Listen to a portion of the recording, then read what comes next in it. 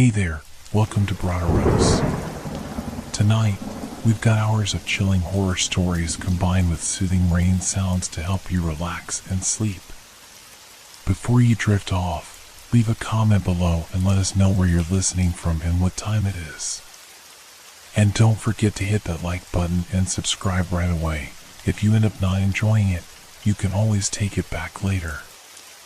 Get cozy and let the fear take over. Have you ever felt as though something was watching you, even when you were completely alone? That was the exact sensation I had when I stepped into the old children's room in my grandmother's house. It wasn't the first time I had been there. As a child, I had spent hours playing in that room, surrounded by toys, stuffed animals, and dolls. The room was a relic of the past, forgotten by most of the family but still holding on to the faint echoes of childhood laughter. But now, everything had changed. I hadn't thought about the room for years, not until I returned to my grandmother's house after her passing. The house, with its creaky floors and musty smell, had always been a bit unsettling, but I hadn't been prepared for what I would find when I opened the door to that room. The air inside was thick with dust, and the once vibrant walls were now faded, as though time itself had slowly drained the color from them. The toys were still there, scattered across the floor in haphazard piles. But something felt wrong. The dolls and stuffed animals, they didn't look the way I remembered. Their eyes were too glassy, too fixed, as though they were all staring directly at me. I took a hesitant step forward, my foot crunching softly on the dust-covered carpet. The silence in the room was oppressive, thick with an unsettling stillness. The only sound was the faint ticking of an old clock on the wall, its hands frozen at the same time they had been for years. As I moved deeper into the room, I couldn't shake the feeling that I was being watched. Every toy seemed to follow my every move, the faintest creak of the floorboards making my pulse race. But I pushed the thoughts aside. It was just my imagination, I told myself. After all, there was nothing unusual about a room filled with childhood memories. But then I noticed it. The dolls. The stuffed animals. They were no longer scattered randomly as they had been when I was a child. No, now they were arranged in a pattern. A circle, perhaps, or something else. The toys had been meticulously placed in a way that felt deliberate, as though someone had set them up for a purpose. I stepped closer, my breath catching in my throat. The circle of toys seemed to form an odd shape, an unfamiliar sign that I couldn't quite place. The more I stared at it, the more the shape seemed to shift, as though it was moving before my very eyes. I blinked rapidly, trying to shake off the dizziness that suddenly overcame me. When I looked back, the shape was still there, but now something was different. The eyes of the toys, the dolls, the stuffed bears seemed to glisten, brighter than before, almost as though they were alive. A cold chill ran down my spine, and I stumbled backward, my heart racing. I had to leave. I needed to get out of there.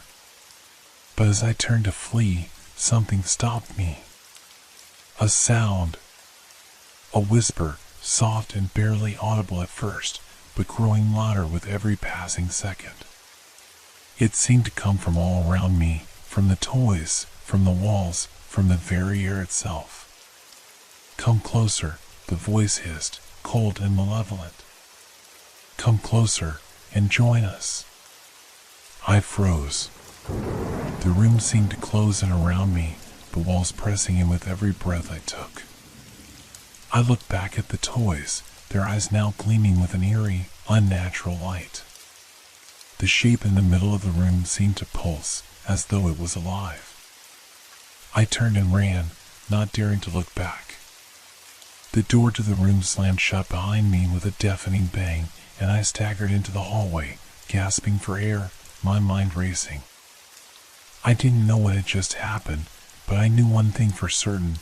Whatever had been in that room, whatever those toys had become, it wasn't something I was prepared to face. The next day, I decided to go back. I had to know. I had to see if I had imagined it all, or if the room had truly changed. But when I opened the door, I saw something that made my blood run cold. The toys were still there. But now, they were arranged differently. They were no longer just a scattered mess. They were now in the exact shape of the sign I had seen the night before. A symbol. One that I knew all too well. The same symbol I had seen in nightmares when I was a child. And I knew, deep down, that the toys weren't the only things in the room. I wasn't alone. I should have left. I should have turned around and never looked back, but something in me, something deeply ingrained in my mind, refused to walk away without answers. The symbol, the toys, that whisper, it all felt too real, too deliberate, to simply be ignored. But as I stood in front of that door, my hand frozen on the knob, I couldn't shake the feeling that opening it again would pull me deeper into something I couldn't escape. I pushed the door open slowly, the ancient wood creaking as if reluctant to reveal what lay behind it. The room, just like before, was thick with dust and the musty scent of neglect. But it felt different now, heavier, charged with an oppressive air that seemed to cling to my skin, seeping into my bones. The toys were in the same position as I had seen them the night before, arranged in a perfect circle, their eyes gleaming unnaturally. But now, there was something more. A faint glow surrounded the toys, a dim, ghostly light that came from nowhere, but bathed the room in an eerie, almost supernatural hue. I stepped inside cautiously, the floor creaking beneath my feet, sending a shiver up my spine.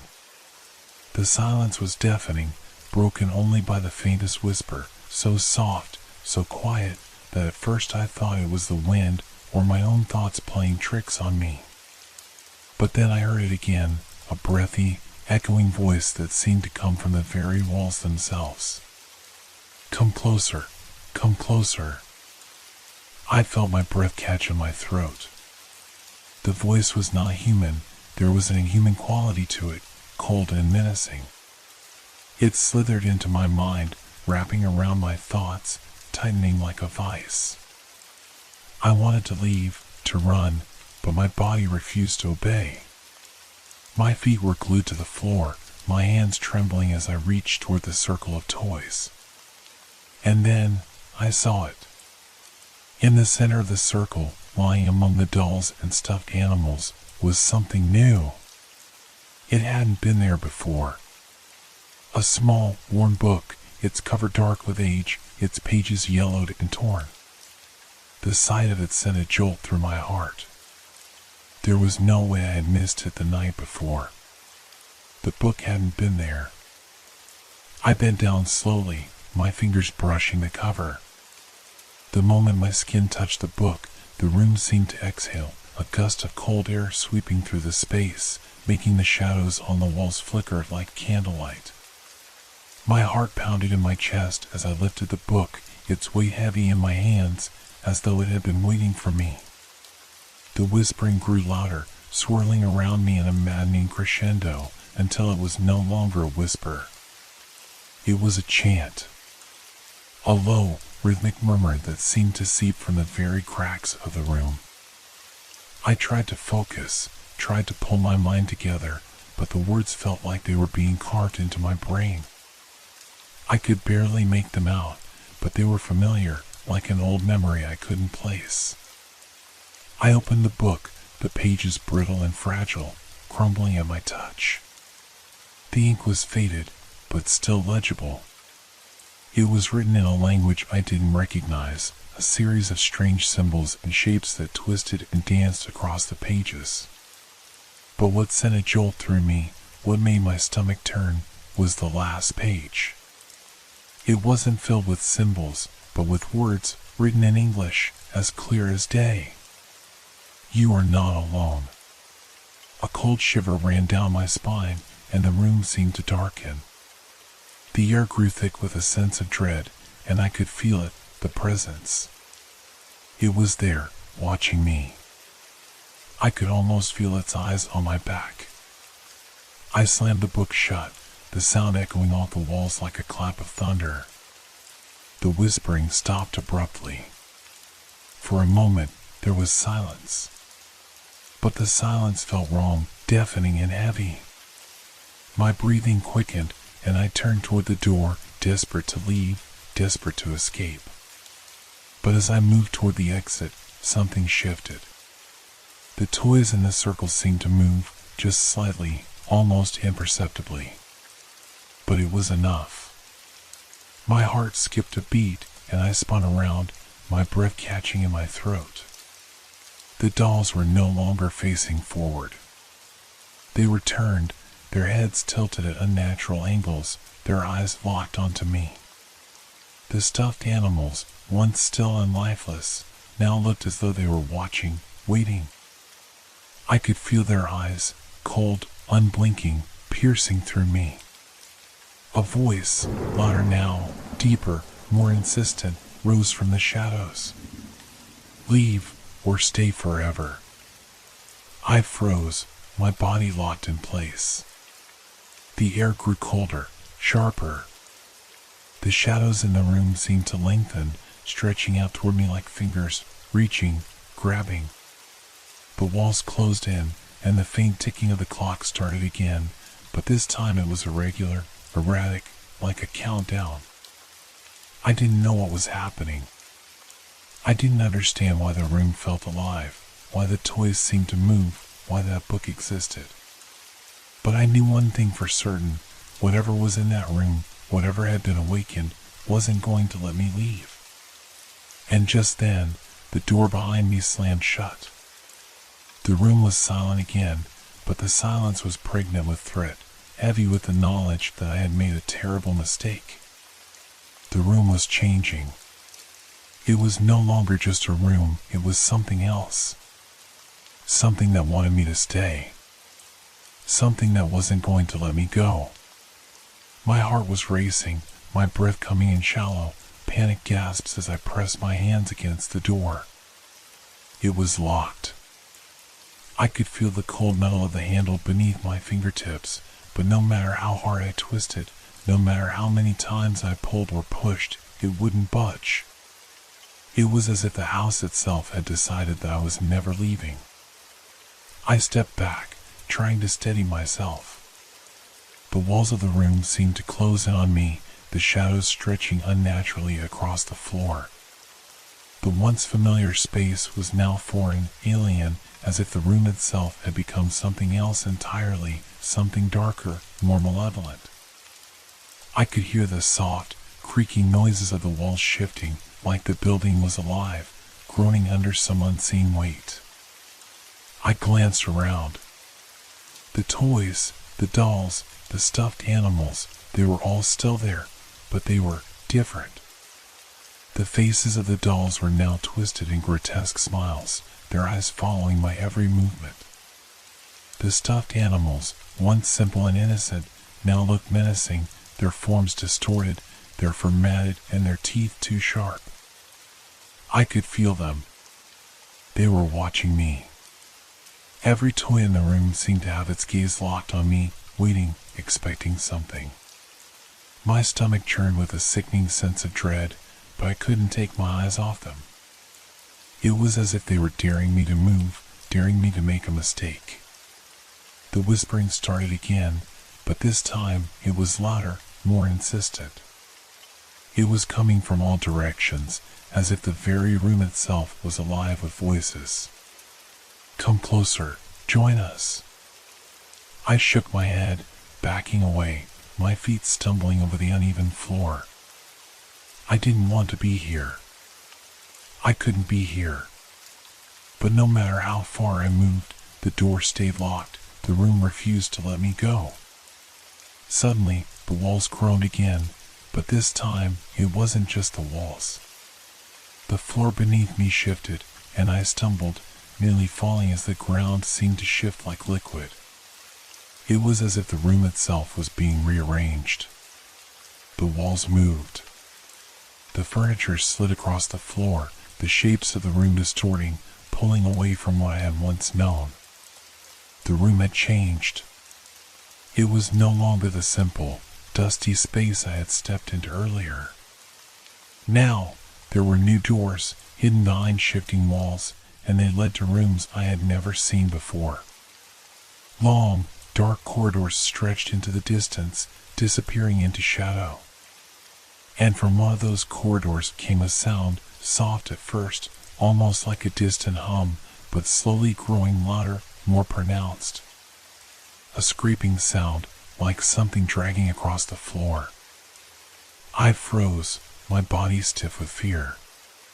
The sound was growing closer. I turned, my eyes scanning the room for the source of the noise. That's when I saw it. The toys, the dolls, they were no longer stationary. They were moving. A doll, with its cracked porcelain face and hollow eyes, was crawling across the floor, its tiny hands scraping against the wood. The stuffed bear, once perched innocently on the shelf, was now walking on its own, its limbs jerking unnaturally as it made its way toward me. I stepped back, my mind struggling to comprehend what I was seeing. This wasn't possible. These things couldn't be moving. They couldn't be alive. But they were. The bear stopped in front of me, its black button eyes gleaming in the dim light. For a moment, everything went still. I could feel its gaze on me, like it was waiting for something. Waiting for me to do something. Stay, or leave. A voice hissed from the darkness behind me. The whisper was barely audible, but it carried an undeniable weight. It wasn't just a suggestion, it was a command. And the moment it spoke, the bear's mouth opened slightly, as if it was ready to speak, ready to demand something more from me. I couldn't breathe. My chest tightened, and my throat felt dry, like I was suffocating. The room seemed to spin around me, the walls warping and shifting with every passing second. The air was thick, heavy, as if it were pushing against me, closing in. The whispers grew louder, more desperate, until they were all I could hear. Join us. Join us. Join us forever. The floor beneath me trembled, and a cold breeze brushed my skin like a hand grazing my face. I staggered backward, my foot catching on something. I looked down and saw the small book again, its cover cracked and worn. It hadn't been there just moments before. I reached down instinctively and picked it up, my fingers trembling as I flipped through the pages, desperate for something, anything, that could make sense of what was happening. The pages turned easily, almost as if they were waiting for me to read them. The symbols, the strange script, they hadn't changed. But then, I came to a page that made my blood run cold. It was a drawing of the room, of this room. And there, in the center of the picture, was me. I could see my own face drawn in meticulous detail, my eyes wide with fear, my mouth frozen in a silent scream. But what was worse, the drawing wasn't static. It was moving. I saw my drawn self lift its head, its eyes focusing on the page. And then it smiled. I dropped the book, my hands shaking violently as I stumbled backward, the room now spinning out of control. The toys began to move faster, the walls closing in, the shadows stretching toward me. The air grew colder, suffocating, as if something invisible was pressing against me. I needed to get out. I had to get out. But the door was still locked. And then I heard it. A voice, not from the toys, not from the walls, but from inside my head. Clear, cold, and unmistakable. You're already here. You're not going anywhere. And then I felt it. The room seemed to lurch forward, its walls closing in around me as if they were folding me into the dark, pulling me deeper into its depths. I was trapped. The room wasn't just alive. It was waiting. And it wasn't going to let me leave. I don't know how much time passed after that. Minutes? Hours? It felt like an eternity. The walls pressed in on me, tightening like the grip of a hand around my chest, suffocating me with its invisible weight. My breath was shallow, and my pulse thundered in my ears. The toys had stopped moving, but their eyes, those dark, cold eyes, still followed me, unblinking, unwavering. I wanted to scream, to call for help, but the words stuck in my throat. It was as if the room itself was swallowing me, pulling the very air from my lungs, leaving me gasping for anything resembling freedom. The silence was deafening. Even the whispers had stopped, leaving only the sound of my frantic breathing and the creak of the walls as they shifted around me. I turned again, desperate to find a way out, but there was nothing. The door remained locked, its cold surface mocking my attempts.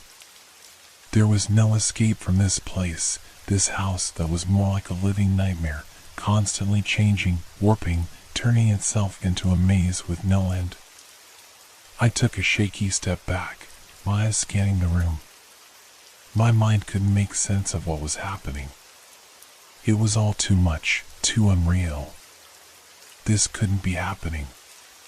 It wasn't possible. But still, the toys, those horrid, lifelike dolls and stuffed animals, continued to stare at me, their faces twisted into expressions of malice. They were waiting for something. I caught sight of the book again, lying discarded on the floor. It seemed to beckon to me, its pages fluttering open like it was trying to tell me something, like it was trying to warn me. I reached for it, my hands trembling as I picked it up. There, on the next page, was something even more chilling. A single sentence, written in a jagged, hurried script. They are not just watching. They are waiting for you to join them. My heart skipped a beat. The words felt like a cold dagger plunging into my chest. I could feel the weight of them, heavy and oppressive. I wasn't just trapped. I wasn't just being watched. I was being hunted. I closed the book with a snap, pushing it away as if it might come alive and drag me into its pages. I couldn't afford to read any more. The thought alone was enough to drive me to the edge of madness. But even then, even in the midst of my panic, I couldn't help but feel a strange pull toward the center of the room. The shadows there were thicker, darker, almost as if they were alive, breathing, waiting for something. And then I heard it. A soft sound, like a faint scraping, coming from the direction of the darkest corner. I froze, every muscle in my body tensing as I slowly turned my head. It was subtle at first, almost imperceptible, but it grew louder with each passing second, like something dragging across the floor. I forced myself to take a step forward, my legs unsteady beneath me. The sound was closer now, clearer. It was coming from the shadows. My heart raced, my hands clammy with fear. I could feel the presence of something there, something lurking just beyond my vision, waiting for me to get close enough. The scraping stopped. For a moment, there was nothing but the silence again. But this time, it was different. The silence was thicker, heavier, more suffocating. I could hear my own heartbeat thundering in my chest, as if it was the only sound left in the world. I stepped closer, my feet dragging against the floor. My breath caught in my throat when I reached the edge of the shadows. Something was there. I could feel it. I reached out, my hand trembling as I brushed against the cold, damp wall. The room seemed to stretch out around me, the walls moving, closing in, but I couldn't move. I couldn't turn away. My hand made contact with something soft, something unnatural. A shape, a figure, lying just beyond the darkness. And then I saw it. A doll, unlike the others. It was larger, its face more grotesque, its body misshapen and twisted. It was lying face down on the floor, its limbs splayed out unnaturally. But what caught my eye wasn't the doll's unsettling appearance, it was the fact that it was moving. I recoiled in shock, my heart racing as the doll began to slowly turn its head toward me. Its eyes, those eyes, were wide open, staring directly at me with an intensity that sent chills running down my spine. I froze. I couldn't move, couldn't scream. My body was paralyzed with fear. The doll's mouth opened, and in a low, raspy voice, it whispered, "Join us." The words sent a wave of nausea through me. I stepped back, stumbling, my pulse thundering in my ears. I couldn't stay here. I couldn't. I turned and ran, my feet slipping on the uneven floor as I bolted toward the door.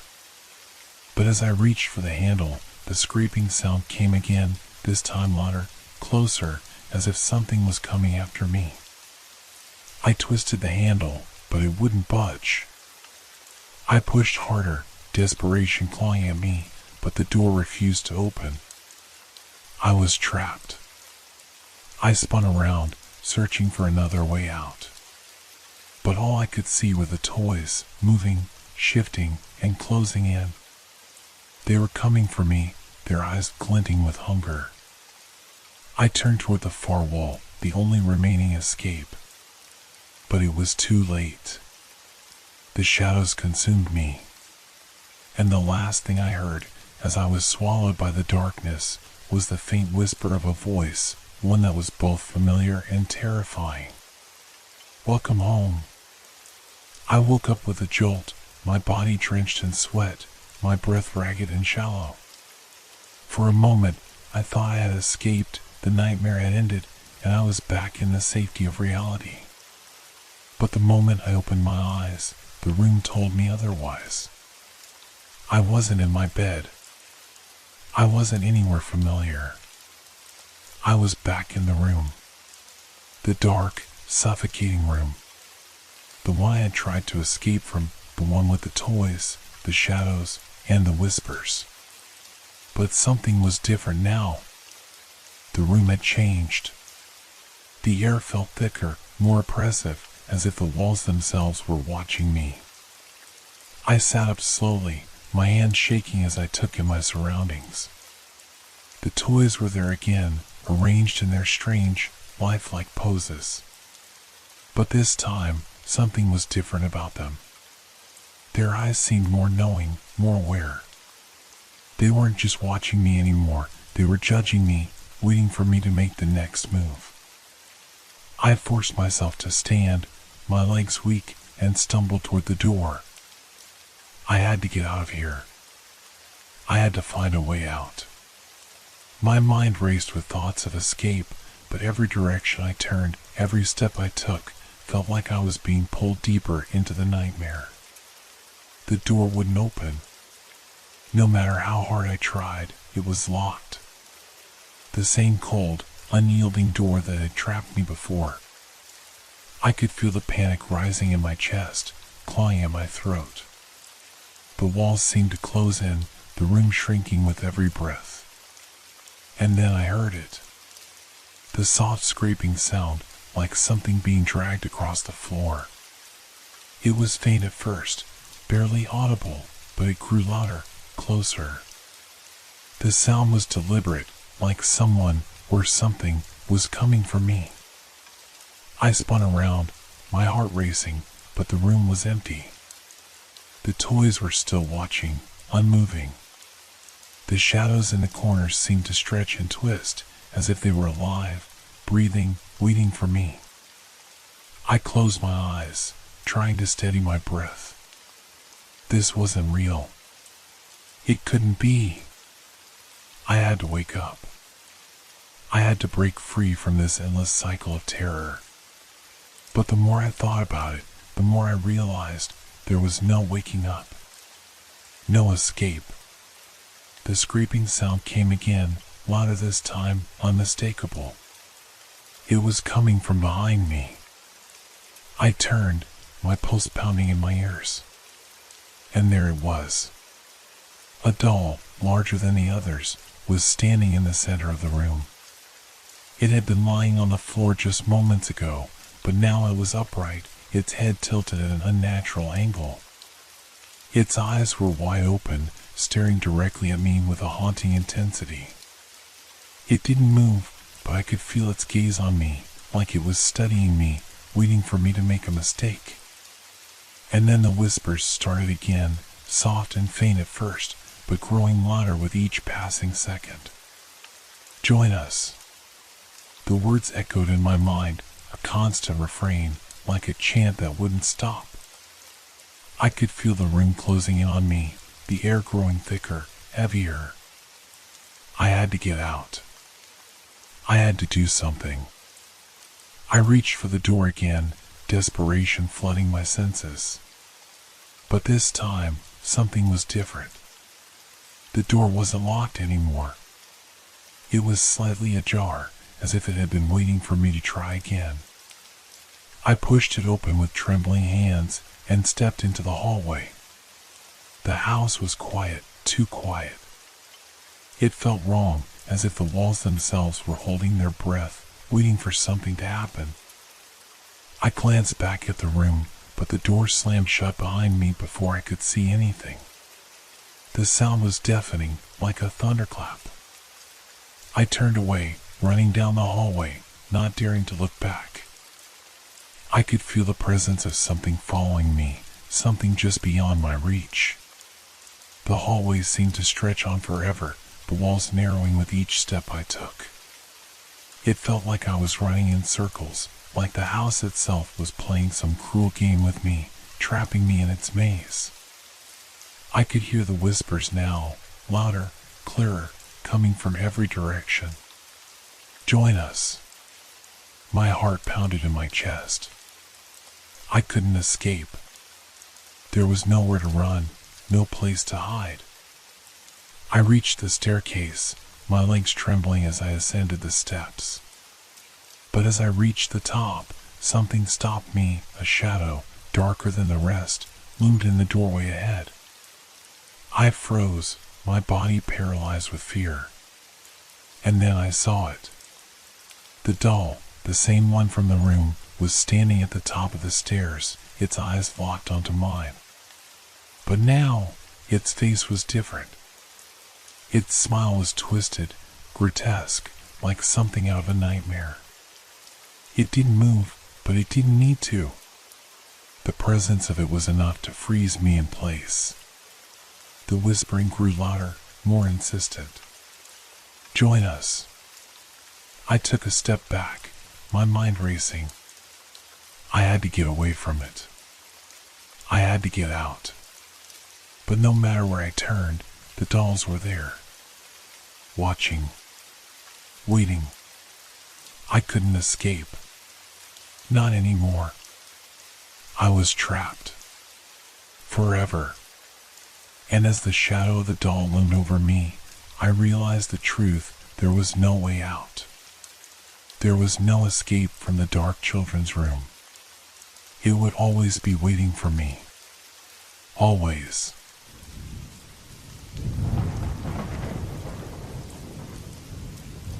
It was a night like any other, or so I thought. The air was cool, the sky clear, and the stars sparkled above like they always did. I had spent the evening walking through the forest near my house, trying to clear my mind. It wasn't the first time I'd taken this route. In fact, I often found comfort in the quiet, in the stillness of the woods. But this night was different. There was something off. I had just passed the old oak tree, the one that stood like a silent guardian at the forest's edge when I noticed it. A faint blue glow, like a distant flicker of lightning. At first, I thought it was just my imagination, the shadows playing tricks on me. But then it moved.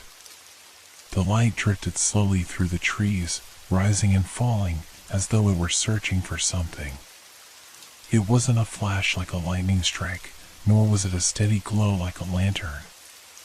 It seemed alive, pulsing with an eerie rhythm as if it had its own purpose. My heart began to race, and my feet felt rooted to the ground. I couldn't look away. I should have turned back, should have run in the opposite direction. But there was a pull, something I couldn't explain. The light seemed to call to me, and without thinking, I took a step forward. Another followed, and soon I was moving deeper into the forest, drawn by the strange, alluring glow. The trees around me began to close in, the branches twisting and bending like gnarled hands reaching out to block my path. The night air felt colder, and the familiar sounds of the forest, chirping insects, rustling leaves, faded, leaving only an unsettling silence. My breath caught in my throat. Something wasn't right. I had walked far enough to lose sight of my house, the forest now swallowing any traces of civilization. The blue fire, if you could even call it that, was still ahead, flickering in and out of sight, teasing me. I felt my stomach churn with unease. Then, I heard it. A rustling sound, faint at first, then louder, closer. It was too rhythmic to be the wind, too deliberate to be an animal. It was footsteps. Someone, or something, was following me. My heart began to pound in my chest, and I froze. I didn't dare look behind me. I couldn't bring myself to face whatever was there. I quickened my pace, trying to catch up to the blue light, hoping it would lead me out of this suffocating forest. The air felt heavier now, pressing against my chest as I stumbled forward. The sound of the footsteps grew closer, their rhythm matching mine. Whoever, or whatever it was almost on me. In a blind panic, I broke into a run, my legs burning as I pushed myself forward. The light, still ahead, seemed to flicker faster, urging me on as if it were waiting for me to catch up. I couldn't stop, not with those footsteps closing in. I had to reach the light. It was the only thing that felt real in this nightmare. Then, suddenly, the footsteps stopped. I dared not look back, but the silence that followed was even worse than the sound of pursuit. It was oppressive, thick, as though the entire forest was holding its breath. I felt exposed, vulnerable, and the blue fire seemed to be growing further away, as though retreating from me. But I couldn't stop. I had to keep moving, had to push forward, even if I wasn't sure what I was running towards. The blue light flickered once more, and this time it felt like it was calling to me, not just with light, but with something deeper, something inside of me. I forced myself to run faster. And then, just as I thought I couldn't go any further, the light stopped moving. I skidded to a halt. My breath was ragged, my body trembling. In front of me, hanging in the air like a beacon, was the source of the light, a ball of soft, blue fire. It hovered just above the ground, its light pulsing gently, as though alive, beckoning. I should have turned back. I should have run the other way. But in that moment, I couldn't bring myself to do anything but stand there, staring at the flame that was both mesmerizing and terrifying. Then, in the silence that enveloped me, I heard a voice. Stay away. It was soft, almost a whisper, but it was clear enough to send a chill down my spine. I didn't know where the voice had come from, but I knew one thing: I wasn't alone. I stood frozen, my breath shallow, every part of me on edge. The voice, cold, distant, lingered in the ear, just as the blue fire did. It felt as if the words themselves had weight, pressing against my chest, pulling me into something I couldn't understand. I forced myself to move, taking a hesitant step back. But before I could turn, a strange sound filled the air, low, like a hum or a whisper, barely perceptible but undeniable. It was coming from the direction of the blue fire. I couldn't tell if it was the flame itself making the noise or something else hidden in the shadows. My heart thudded painfully in my chest, and I instinctively reached for the small knife I always carried in my pocket. It was a silly thing, but it made me feel safer, even though I knew it wouldn't do anything against whatever force I was up against. The fire flickered again, casting strange shadows against the trunks of the trees. The night had turned unnaturally still, and the forest, once so familiar, now felt foreign, threatening. The rustling of leaves and chirping of insects had stopped completely. The silence was suffocating, broken only by the occasional crack of a branch somewhere deep in the woods. I didn't dare move forward, yet I couldn't bring myself to leave. The blue light had an undeniable pull, an irresistible magnet that kept me rooted to the spot. I forced myself to tear my eyes away from it, trying to assess my surroundings. There was nothing but the dense forest, the same trees, the same dark shadows. Yet now, they all seemed to loom over me like silent witnesses, waiting. I heard it again, the whisper. "Stay away." It was louder this time, clearer, and I felt the force behind it. It wasn't a plea, but a command. My instincts screamed at me to turn around and run, to get as far away as possible. But my body wouldn't respond. My legs were frozen, my mind a whirlwind of confusion and fear. And then, I saw it. In the corner of my vision, just beyond the reach of the light, something moved.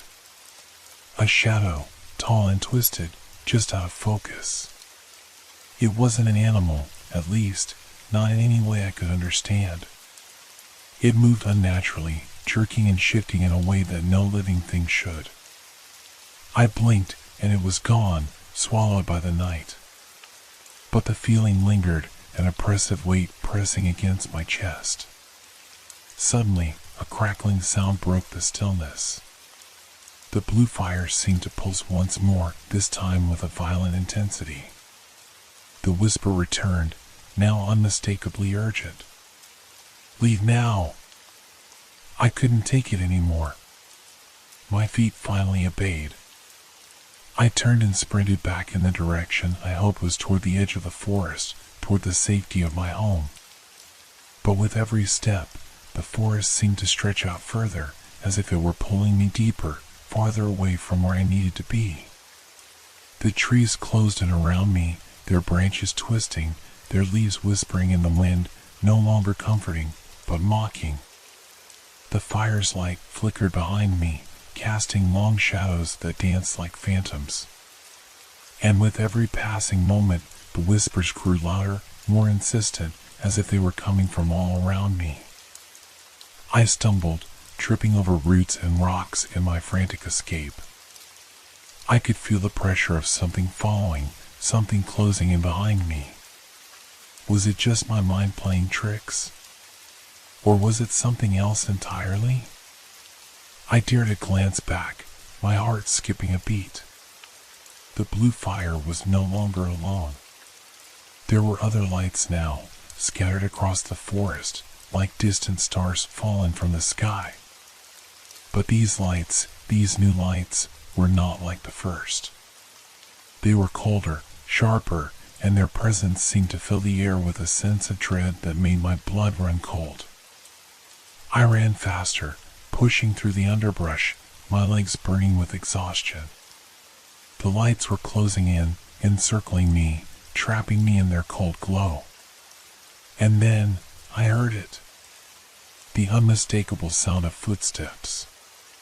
Not from behind, but from every direction. The same rhythmic, deliberate steps I had heard earlier. I wasn't alone anymore. The voice whispered again, but this time it wasn't a warning. It was a command, clear and unmistakable. Turn around. I froze, caught between the desperate need to keep running and the compulsion to obey. But my legs wouldn't move. Slowly, unwillingly, I turned around. The blue fire was still there, hovering in place, but now there was something else. Something darker. The shadow I had glimpsed earlier was no longer just a flicker in the corner of my eye. It was here, fully formed, standing just at the edge of the light. And it was looking at me. A figure, tall and unnaturally thin, draped in tattered clothing that seemed to shimmer with the same eerie blue glow. Its face was obscured by a hood, but I could feel its gaze, cold, unfeeling, and calculating, on me. "Why are you here?" the figure whispered, its voice nothing more than a breath in the wind.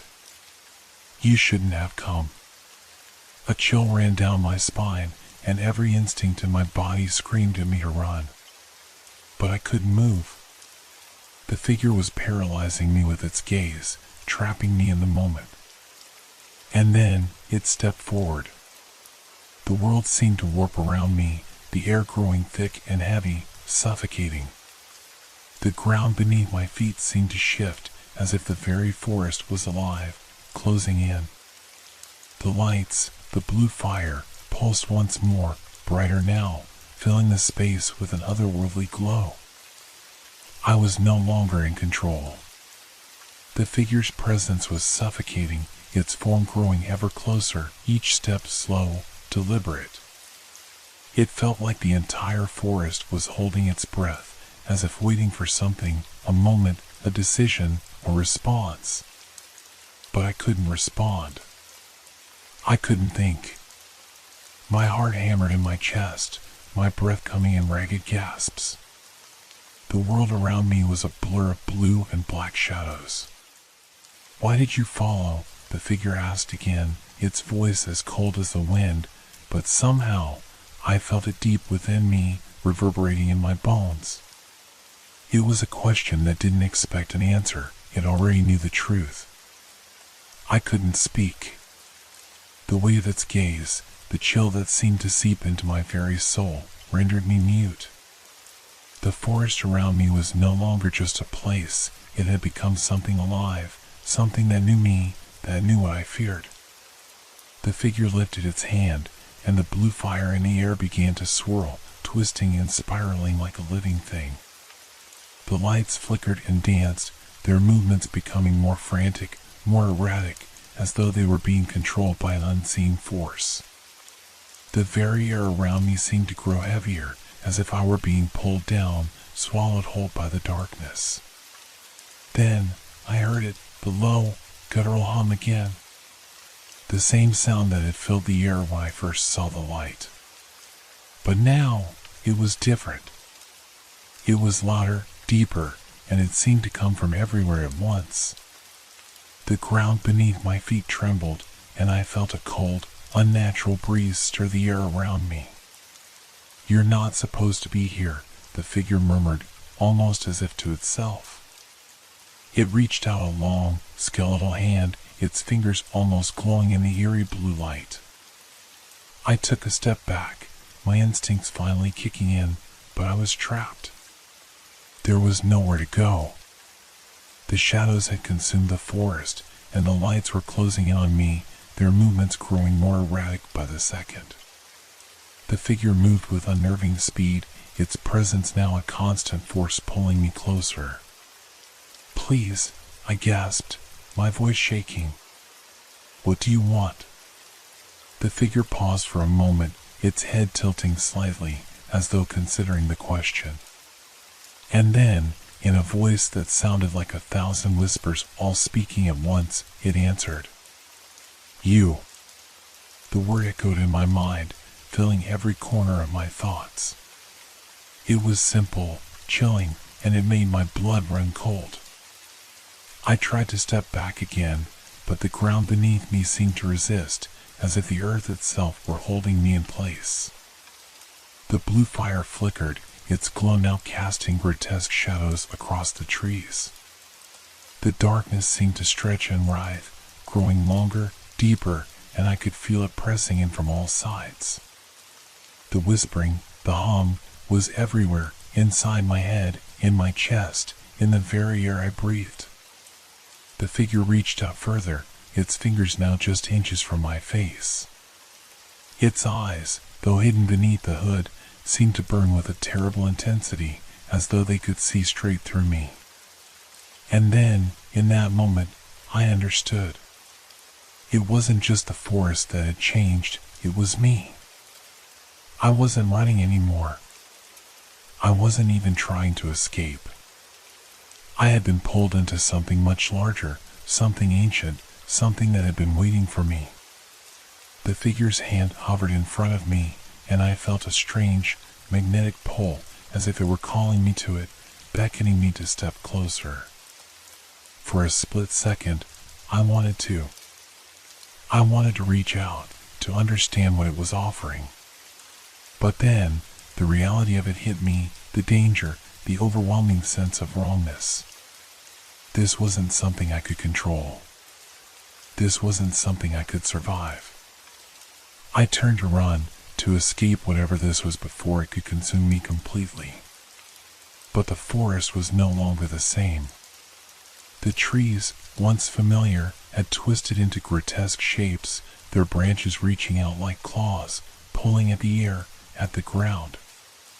The lights, the blue fire, were everywhere now, swirling around me, trapping me in a maze of shadows and light. I stumbled, my legs weak, my mind racing. I had to get out. I had to find a way back. But the deeper I ran, the more the forest seemed to stretch, to pull me farther away from everything I knew. There was no way out. The blue fire was everywhere, its glow filling the air, suffocating me. And then, I heard it again, the whisper, clearer this time. You cannot escape. The voice seemed to come from every direction, surrounding me, echoing through the trees, through the very earth beneath my feet. It wasn't just a voice, it was the forest itself, speaking through the figure, speaking through the lights. I fell to my knees, my mind spinning. The reality around me was slipping away, replaced by something else, something ancient and terrible. The blue fire flickered once more, brighter now, and in its glow, I saw them, the faces. Pale, hollow eyes staring out from the trees, from the darkness. They were watching me. Waiting. The fire, the whispers, the faces, they were all connected. And I was a part of it now, just another lost soul drawn into the eternal web of the forest's hunger. I had followed the light. And now, it was too late to turn back. As the blue fire enveloped me, I felt my body grow cold, my mind fading into nothingness. The forest had claimed me, just as it had claimed the others before me. And I understood. The light wasn't a guide. It was a lure, a trap. And now, I was just another piece of the forest's dark puzzle. I woke, but not in the way one wakes from sleep. I was not lying on the forest floor, not gasping for air or shaking from the fear that had paralyzed me moments before. No, this was different. I was somewhere else. Somewhere I could not understand. The blue fire still lingered in my vision, but it was no longer a physical presence. It was all around me now, like an invisible fog that filled the space. The air was thick, suffocating, and I could no longer tell if I was standing or lying. Time had lost all meaning. There was only the oppressive weight of silence and the pervasive glow of the fire. It felt like I was suspended between two worlds, between the reality I knew and something darker, more twisted. The forest was gone, replaced by an endless expanse of shadow. I could no longer hear the rustling of leaves or the distant cries of animals. There was nothing but the faint hum of the blue fire and the unsettling sensation that something was watching me, waiting. I tried to move, to stand, but my body didn't respond as it should. It felt heavy, alien, like it belonged to someone else.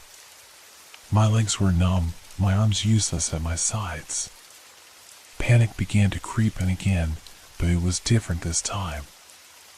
I could feel it, the weight of it, inside me, crawling through my veins, filling me with the kind of dread that made it impossible to breathe.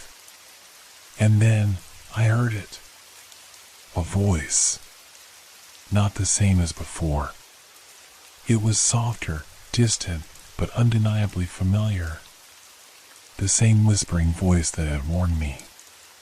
"You cannot leave," it said, echoing through the darkness. I tried to cry out, but my mouth was dry, as though it had been stripped of every ounce of moisture. My throat closed as I attempted to speak. The air was so thick, it felt like it was suffocating me from the inside. "You are ours now," the voice continued, its tone cold and empty. "You have crossed the threshold." I didn't understand. I couldn't comprehend what had happened to me, to this place. The forest was gone, but it was still there, lingering in the recesses of my mind. The memories of the figure, the blue fire, the unblinking eyes that watched me, they were all like fragments of a dream, fading in and out. I closed my eyes, hoping for an escape, for a chance to wake up, to find myself back in the world I knew. But when I opened them again, the space around me had changed. The shadows had shifted, forming shapes, moving like something alive. I felt the pull again, stronger now. Something inside me, something dark, something primal, responded to the call. My body twitched, as though it were being controlled by an unseen force. I felt my legs move, my feet dragging across the cold ground. I didn't want to move, but I couldn't stop. The shadows around me grew, reaching for me like hands, long and thin, stretching across the ground. The blue fire flickered, casting strange, twisted shapes on the walls of this endless void. I tried to scream again, but the sound died in my throat, swallowed by the thick, suffocating air. I wasn't alone. The shadows, once distant, now crowded around me. They whispered, soft, inhuman voices, overlapping, coming from all directions. There were faces, too. Not just the hollow, empty eyes from before, but full faces, contorted in expressions of agony, fear, and despair. They were everywhere, hovering in the shadows, just out of reach, watching me. "Why are you here?" one of them whispered. It was a woman's voice, faint and hollow. I don't know," I managed to say, though the words felt foreign in my mouth. "I don't want this." The faces began to move, their eyes following me, their mouths forming silent screams. They reached out with pale, trembling hands, their fingers brushing against me, but they were not alive. They were echoes. Shadows. Lost souls. "You are one of us now," the voice repeated, colder this time. "There is no escape." I tried to run, to get away from the faces, from the shadows, but my body wouldn't obey. My legs dragged, my movements slow and sluggish, as though I were walking through thick mud. The blue fire surrounded me, and the air grew colder, darker, as if the very light itself were turning against me. Suddenly, everything stilled. The shadows paused. The voices stopped. And in that silence, the figure appeared again. It was standing at the edge of the blue glow, its tall, skeletal form looming over me. Its eyes, if they could even be called eyes, glowed with that same unnatural light. There was no expression on its face, no emotion in its gaze, only a cold, unwavering certainty. "You have crossed the line," the figure said. "And now you belong to the forest." I wanted to scream. I wanted to fight. But it was too late. I felt the power of the forest, the pull of the shadows wrapping around me. I couldn't resist. The figure reached out with its long, thin hand, and I felt the cold touch against my skin. It wasn't physical, not in the way I had expected. It was something deeper, something that reached inside of me, curling around my soul. "You were always meant to be here," the figure whispered. "This is where you belong now." The world around me began to shift again. The shadows became thicker, the light dimmer, until I could no longer see. But I could feel the presence of the figure. I could feel the cold embrace of the darkness. And then, as my mind began to fade, I understood the truth. The blue fire, the shadows, the figure, they weren't just a force of the forest. They were the forest itself. The forest had always been waiting for me, calling to me in ways I couldn't understand. It had found me, drawn me in, and now I was part of it, part of its endless hunger, its eternal grasp on those who wandered too close. There was no escape.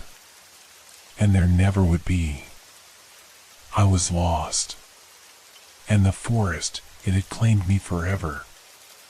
The darkness grew even deeper until there was no light left at all. The fire was gone, the whispers faded into an eerie silence that pressed down like a heavy weight. Time had become meaningless, and I had become part of the void. But even in this unfathomable blackness, I could feel the presence of the forest, its breath, its pulse. The ground beneath me seemed to shift with life, the trees whispering in languages I could not understand. I could no longer tell where I ended and the forest began. The figure was still there, watching me, its cold presence never leaving. It hadn't spoken since its last words, but I could sense that it was waiting for something, waiting for me to accept my fate, to become just another shadow in its endless dark. It wanted me to understand.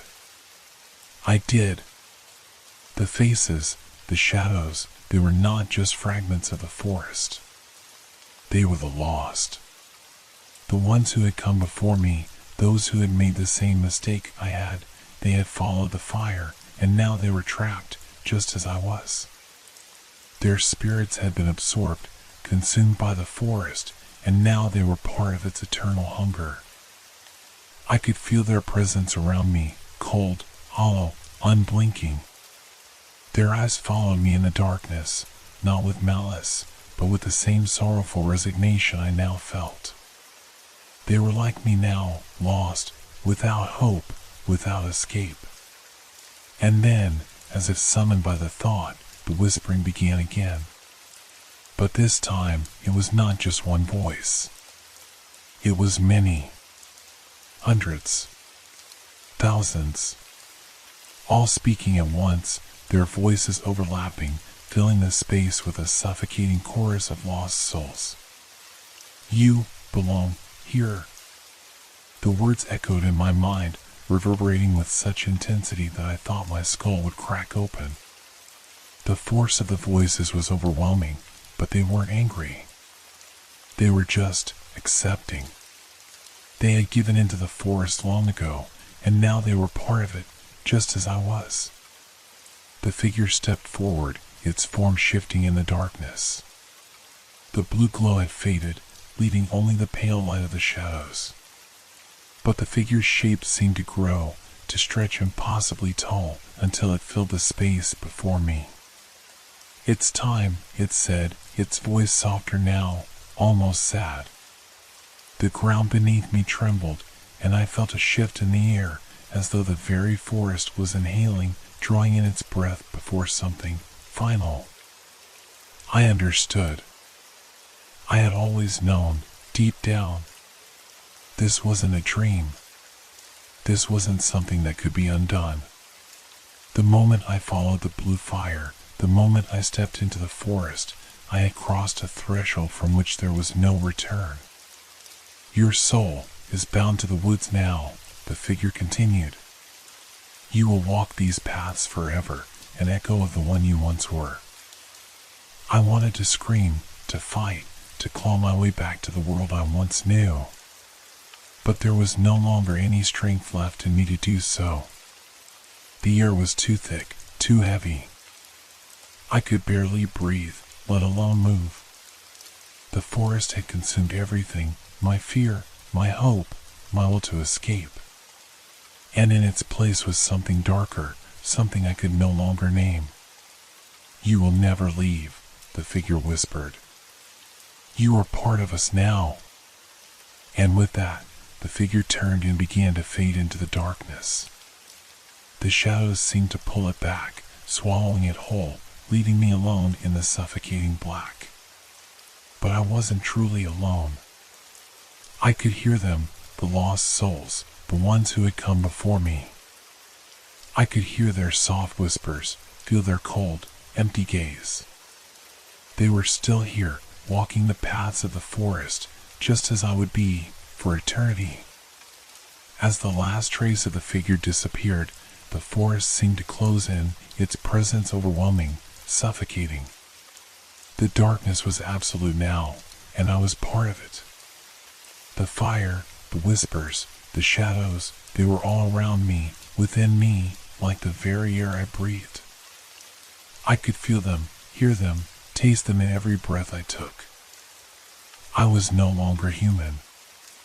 I was no longer alive. I was just another fragment of the forest, another lost soul wandering the endless night. And then, for the first time since I had crossed into this place, I understood the true nature of the forest. It was not just a place of trees and shadows. It was a living thing, a hungry thing, feeding on the souls of those who wandered too close. The blue fire had never been a warning. It had been a lure.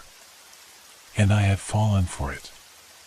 Now, like the others before me, I would walk these paths forever, lost, forgotten, just another echo of the forest's insatiable hunger. And as the darkness swallowed me whole, I could hear the whispers again, louder now, as if the forest itself was speaking through them. Join us. And so, I did.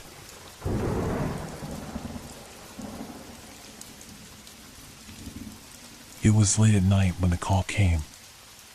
I had just settled into my chair, ready to read the book I had been meaning to finish for days. The phone ringing in the quiet of my apartment caught me off guard. The sound was sharp, intrusive, and I hesitated before picking it up. I'm sure you've had those moments before, right? The sudden feeling that something isn't quite right. That instinctive hesitation. I should have trusted that feeling then, but I didn't. I grabbed the phone and pressed it to my ear. Hello? I said, my voice hoarse, unsure. There was a brief silence on the other end, followed by a voice that didn't sound like any voice I knew. It was deep, distorted, with an almost mechanical quality. It sent a strange shiver down my spine. You're not supposed to answer this, the voice said. The words were sharp, calculated. But now that you have, you need to listen carefully. I froze. Something in my gut told me that this was no prank. That voice, it was wrong in a way I couldn't explain, like it was coming from a place that wasn't quite here. Who is this? I asked, trying to shake off the unease creeping over me. You'll find out soon enough, the voice replied. But first, there's something you need to know. You're about to make a choice, a decision that will alter everything. Don't do it. I'm warning you. Don't go through with it. The words hung in the air, heavy with meaning. I felt a chill settle over me. Wait, what decision? I asked, trying to understand. My heart was starting to race. This was getting strange. What are you talking about? There was a brief pause, and then the voice spoke again, slower this time, as though it was measuring each word carefully. Tomorrow, you'll face a choice. A simple one on the surface. But it's not. If you choose wrong, everything will change. Trust me, your future depends on this. You're not meant to go down that path. Listen to me. Don't do it. My mind raced. This wasn't making sense. Was this some kind of elaborate joke? Who would do this, and why? But there was something in the way the voice spoke, something about the urgency, the conviction, that made me doubt it was a prank. How do you know all this? I asked, my voice faltering a little. Who are you? I am you, the voice said. From the future. For a moment, I couldn't breathe. My chest tightened as the words processed in my mind. What? No, that's impossible. I'm not lying. I'm calling from the future, your future. You don't know it yet, but I'm trying to save you. The choice you make tomorrow, it's crucial. It's everything. I didn't know what to say. Part of me wanted to hang up, dismiss it as a joke or some strange dream. But another part of me felt, I don't know, scared. There was something unsettling in the air, like I was caught in the middle of something far beyond my understanding. I took a deep breath. What choice? What happens if I do go through with it? There was another long pause. The voice on the other end sounded strained now, like it was struggling to hold on.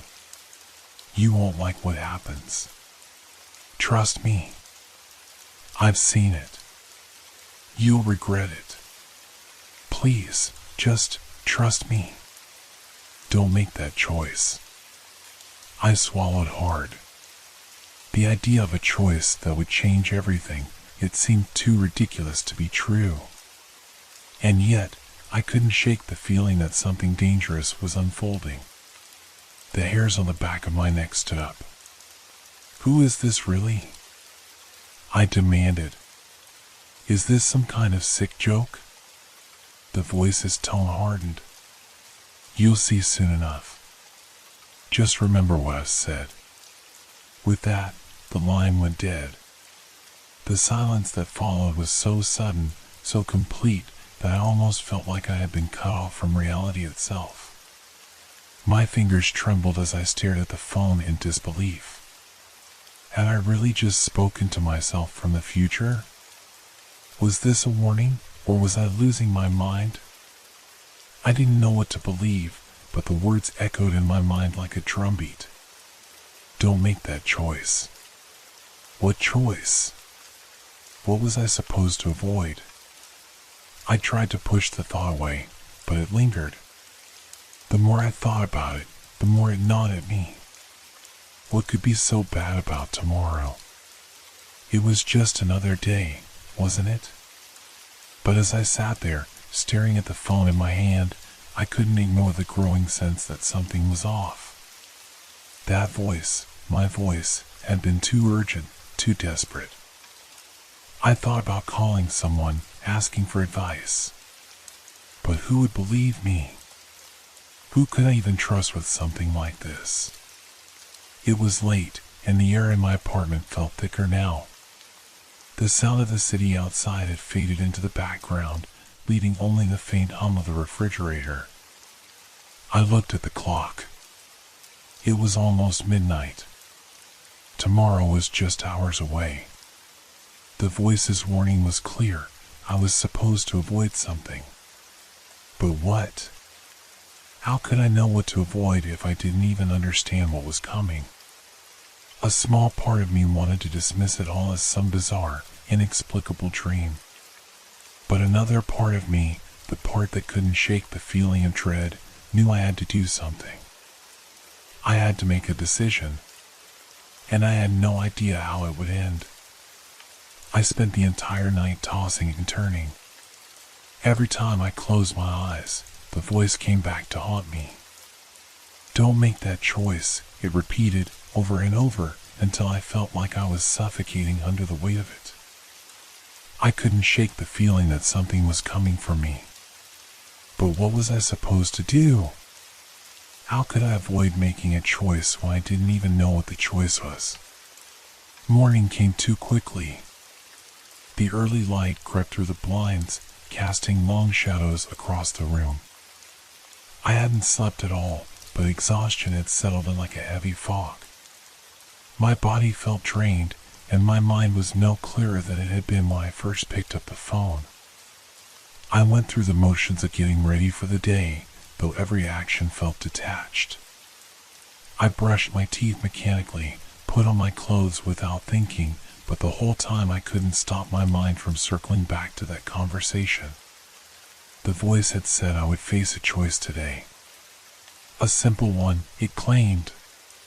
But it was anything but simple. My stomach churned at the thought. How could something so mundane turn into something that could alter the course of my entire life? It didn't make sense. I sat down at the kitchen table, trying to focus on a cup of coffee that had gone cold while I wasn't paying attention. My phone buzzed on the table. I glanced at the screen, half expecting the strange voice to be calling again. But it wasn't. It was a text from my friend, Tom. "Hey, you up for lunch today? Got something to talk about."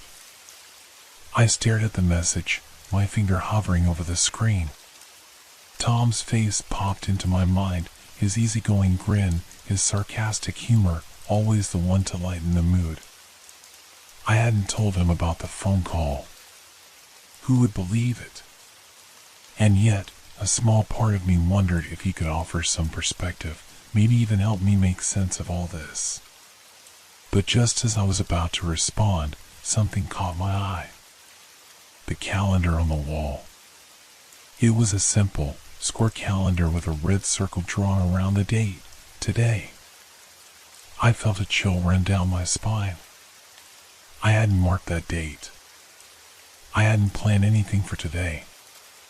And yet, here it was, marked out, red, bold, as though it was important. The same way the voice had warned me about the choice. I froze.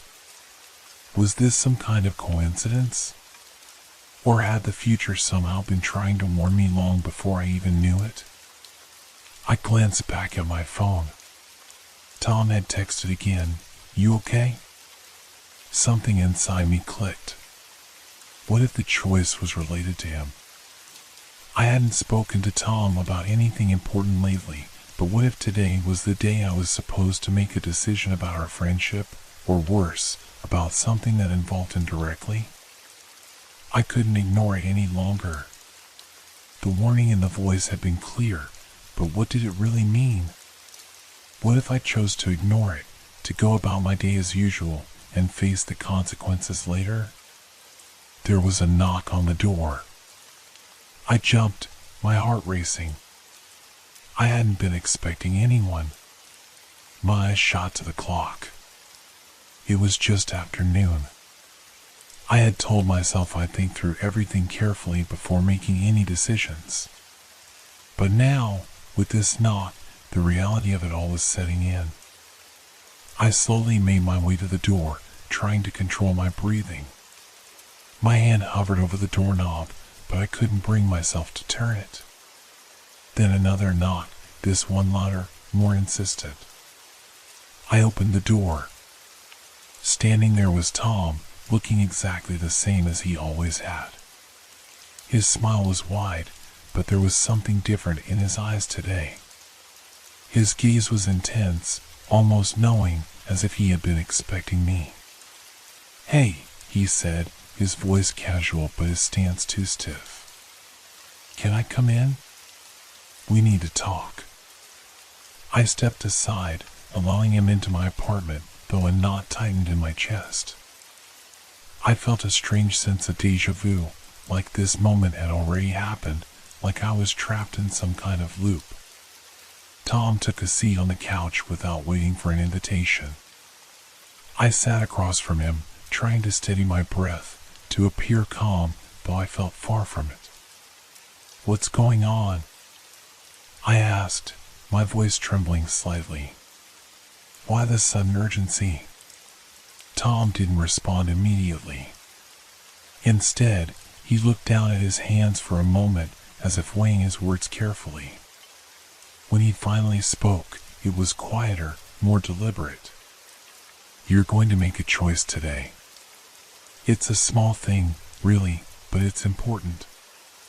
I don't know why, but it's something you can't ignore." I stared at him. He couldn't possibly know. He didn't know about the phone call, the warning. But there he was, saying the same words, almost exactly as the voice had. "What choice are you talking about?"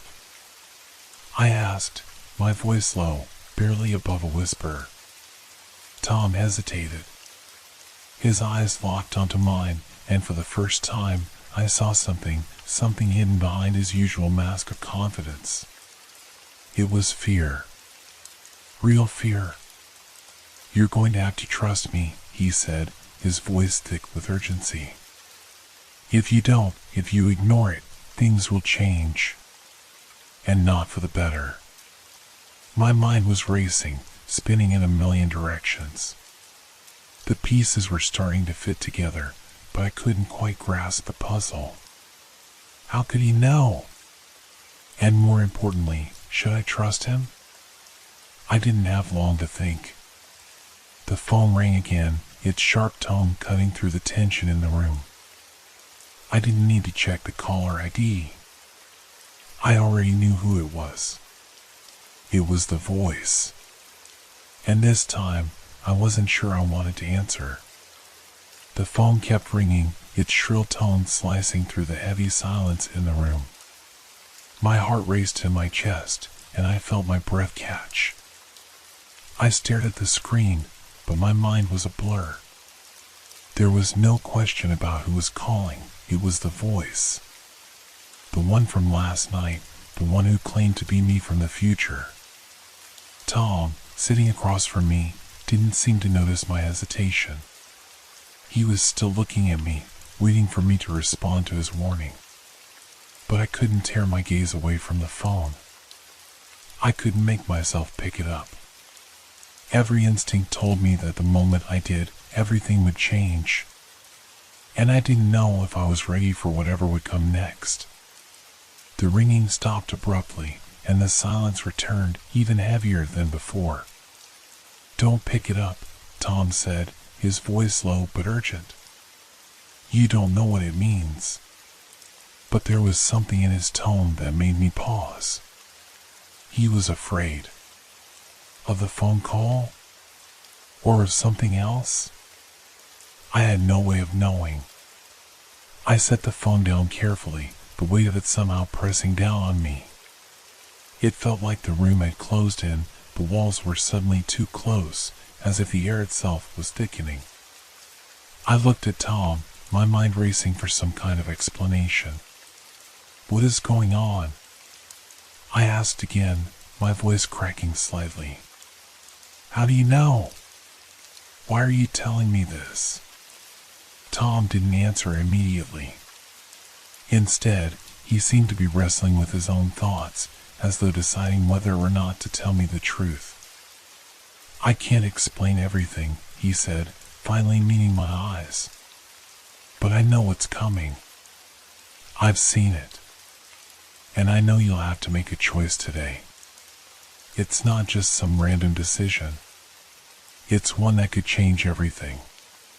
Everything about your future, about mine." I didn't know what to think. Part of me wanted to scream, to demand more answers. But part of me was afraid that if I dug too deep, I'd uncover something I wasn't ready for. Something that could unravel everything I thought I knew. I don't understand, I whispered. How can you know? How can you know what happens today? Tom's face twisted with discomfort. I've seen things I shouldn't have. And now I can't stop it. But I can help you avoid the worst of it. I swallowed, trying to make sense of his words. My mind was spinning, but there was one thing I knew for certain. Tom was afraid. And whatever he was hiding, whatever this was about, it was bigger than anything I had imagined. Why are you telling me this? I asked. Why not just keep away from me? If you know something, if you can see the future, why don't you just let it happen? Tom's eyes darkened, and for the first time, I saw the cracks in his composure. His hands were shaking slightly as he clenched them into fists. Because I can't let you make the same mistake I did, he said, his voice strained. Because if you do, if you make the wrong choice, everything will fall apart. Not just for you. For both of us. I didn't know how to respond to that. My heart pounded in my chest, and I could feel the pressure building, like the air was thick with some invisible force. The phone sat there on the table. It screened dark now, but I couldn't shake the feeling that it was waiting for me to pick it up, to make the next move. Tom, I said slowly, what do I do? What choice am I supposed to make? Tom's expression faltered, and for a moment, I thought he might tell me everything. But then he looked away, his gaze distant, lost in thought.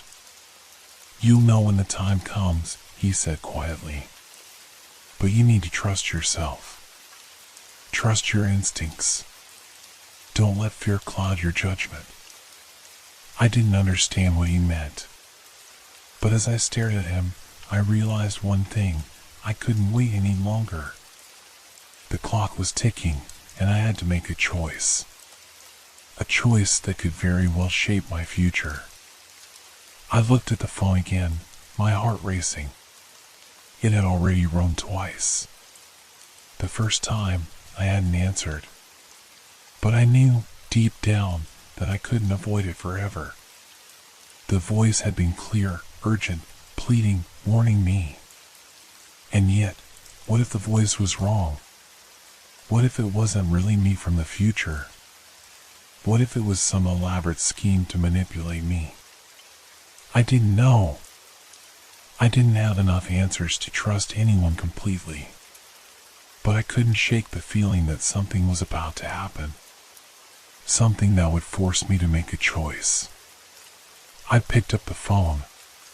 The voice on the other end was immediately familiar.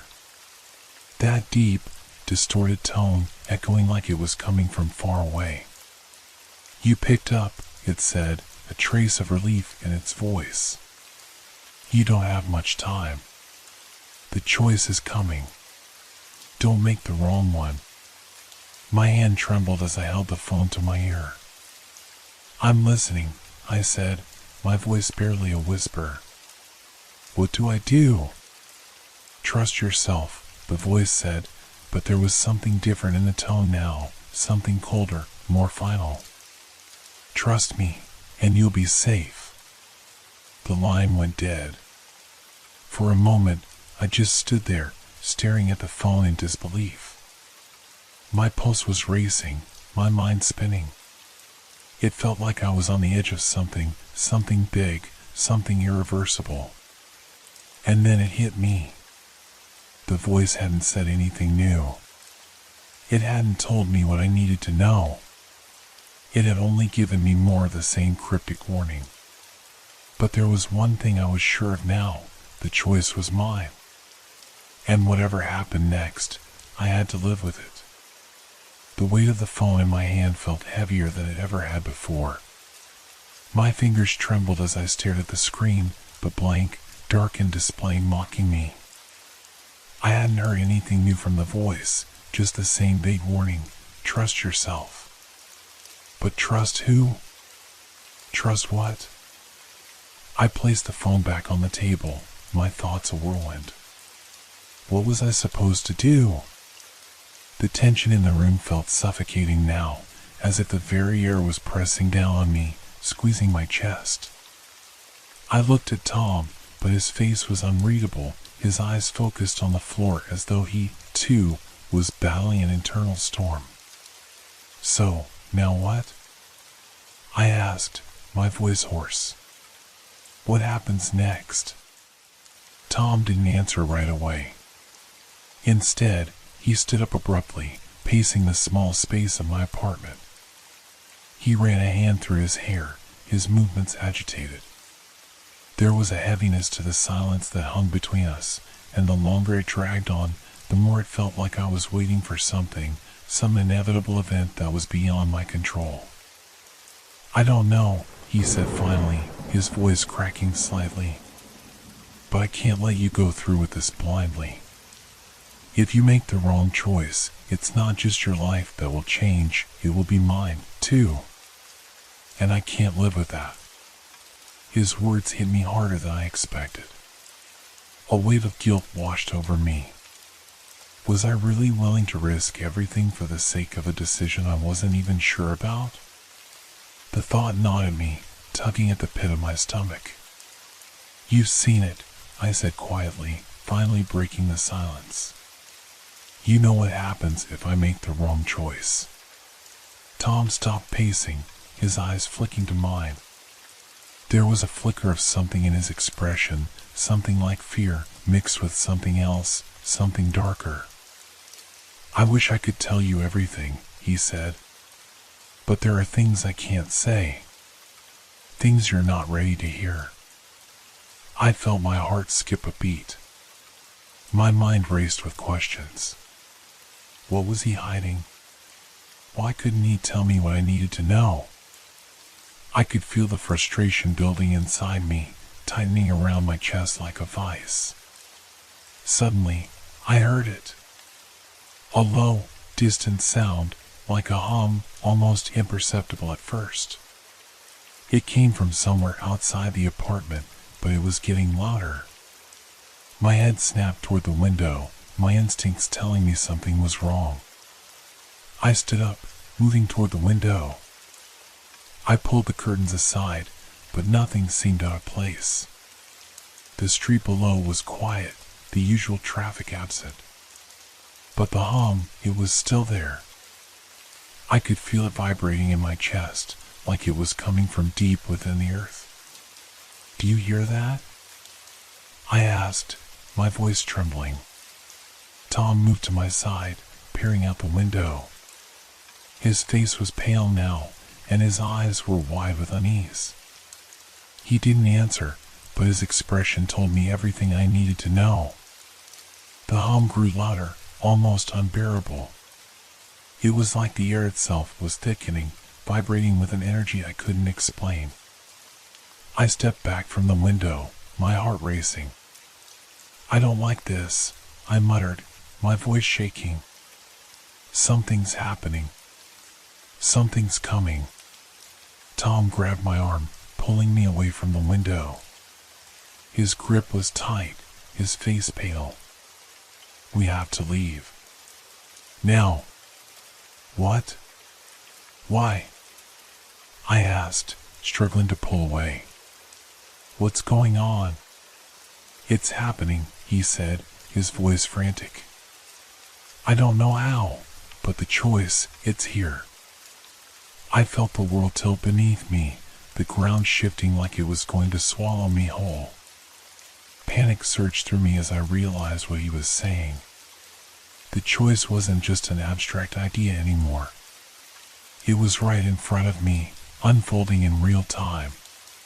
The hum outside grew deafening, vibrating through the walls. I could feel it in my bones now, a sickening tremor that threatened to tear everything apart. My heart was pounding in my chest, and every instinct told me I needed to run, to get away from whatever was coming. But as I turned toward the door, I hesitated.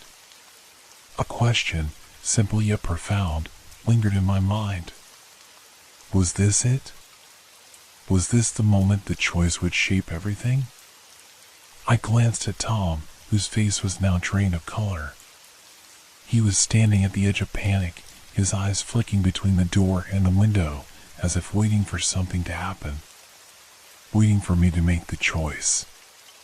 Suddenly, the phone rang again, its shrill sound breaking through the chaos in my mind. I froze. My eyes flicked to the phone on the table, the screen lighting up, showing an unknown number. Tom's gaze followed mine, and he didn't even need to speak. His expression said it all. The phone was the key. It had been the voice all along, guiding me, pushing me toward this moment. I reached for the phone slowly, my hand trembling. The buzzing in my chest, the hum outside, it all felt like the world was collapsing around me. "Answer it," Tom urged, his voice tight with fear. "It's the only way." I took a deep breath and answered. "Yes?" I said, my voice shaking. There was a long pause on the other end. For a moment, I thought I had answered into an empty line. But then, the voice spoke. "You've made the choice," it said, the words cold and final. "You can't go back now." The words hit me like a punch to the gut. My blood ran cold. The realization settled in, heavy and suffocating. There was no escape. No way out of whatever was coming. I turned to Tom, but before I could speak, the hum outside stopped. Dead silence. And then, the door to my apartment slammed open. A figure stood in the doorway, dark and ominous, casting a long shadow across the floor. I couldn't see their face, but I could feel the presence of something other, something unnatural. The choice had been made. And now, there was no turning back. The figure in the doorway stood motionless, its presence suffocating the air. I could feel my chest tighten, my heart thumping erratically as my mind raced, trying to process what was happening. The door hadn't opened on its own. Something had opened it, and now it stood ajar, casting a shadow that seemed to stretch unnaturally across the room. "Tom," I whispered, my voice barely a breath. "What is that?" Tom's grip on my arm tightened, and I could feel him shaking beside me. His eyes were wide with terror, but there was something else, too, something like regret, like he knew this moment was inevitable. He swallowed hard before he spoke, his voice strained. "Whatever happens, don't look away." I didn't understand what he meant, but the warning in his eyes was enough to freeze me to the spot. My gaze remained locked on the figure in the doorway, though I could feel the dread creeping up my spine like icy fingers. The figure was tall, taller than any person should be, its form shrouded in darkness. I couldn't see its face, just the silhouette of its body, tall and imposing. It felt like the very air around it had become heavy, pressing in on me, suffocating me. The hum from outside had stopped, replaced by eerie silence that seemed to draw everything in. "Who are you?" I found my voice, though it shook. The figure did not respond. It didn't move at first, but there was something about its presence that felt like it was observing me, studying me in silence. It was as if the entire room had fallen away, and it was the only thing that mattered. I could hear my breath quicken, the pulse in my ears thundering. Tom was beside me, but his presence felt distant now, like he was fading into the background. My world had narrowed, and all that mattered was the figure in the doorway, the one that had been waiting. "Don't look away," Tom repeated urgently, his voice barely audible. I could barely bring myself to breathe, but I knew I had to. I had to keep my eyes on it. I didn't know why, but I did. The figure stepped forward, its long shadow creeping into the room. The sound of its movement was subtle at first, almost like the shifting of air, but as it moved closer, I could hear a low scraping noise. The unmistakable sound of something dragging behind it. I couldn't move. My body felt paralyzed. My mind was screaming at me to run, to do something, but I couldn't. My feet were cemented to the floor. The figure stopped just inside the threshold. For a long moment, there was only the quiet, oppressive silence. The world outside the apartment felt like it was a lifetime away, disconnected from the nightmare unfolding before me. Finally, the figure spoke, its voice low, distorted, like it was coming from deep within a tunnel. "You've made the wrong choice," it said, its tone cold, like it was nothing more than a statement of fact. I swallowed, trying to find my voice again. "What do you want from me?" The figure took another step closer, and I could see something faintly in the darkness that surrounded it, glowing eyes, the only part of it that seemed alive, though it was hard to make them out in the shadows. They flickered, like distant stars in the blackness. There was no warmth to them, no humanity. They were empty. "Your choice has consequences," it said, the words hanging in the air like a curse.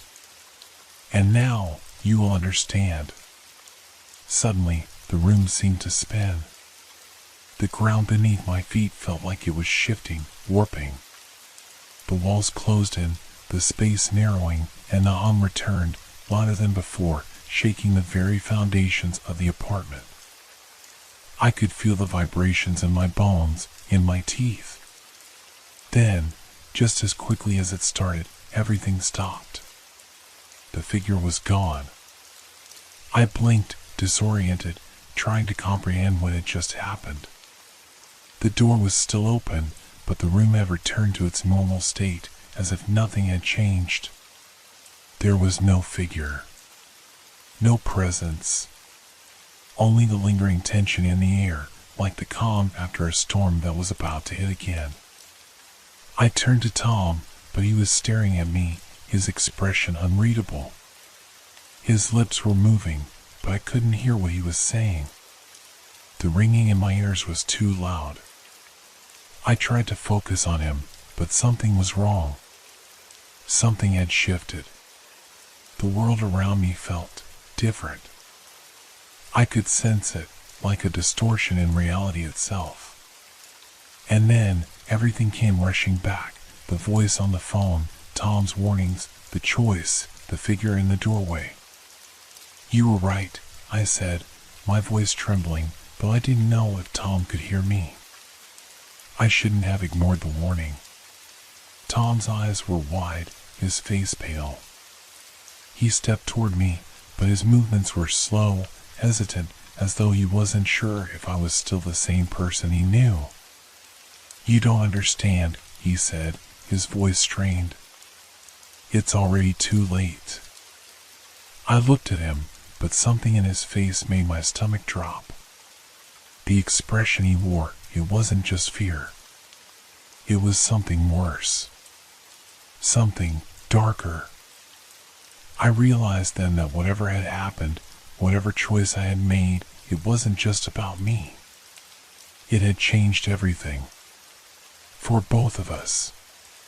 The room felt colder now, and as I looked around, I could see the faintest traces of the figure's presence lingering in the air. The shadows were deeper, the light too dim. The hum was back, but it wasn't coming from outside, it was coming from within, vibrating through the walls, the floor, the very space between us. I took a step back, my pulse racing again. I didn't know what had happened or how to fix it. But I knew one thing with certainty now. Whatever I had done, whatever had been set into motion, there was no going back. The future was no longer my own. And in the end, I wasn't sure I had ever really made a choice at all.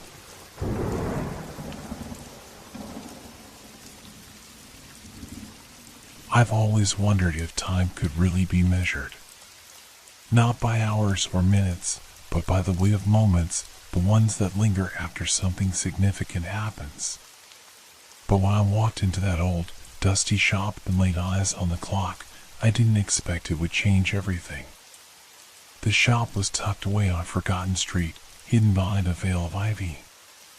Its windows were fogged up, and the air inside smelled of antique wood and leather.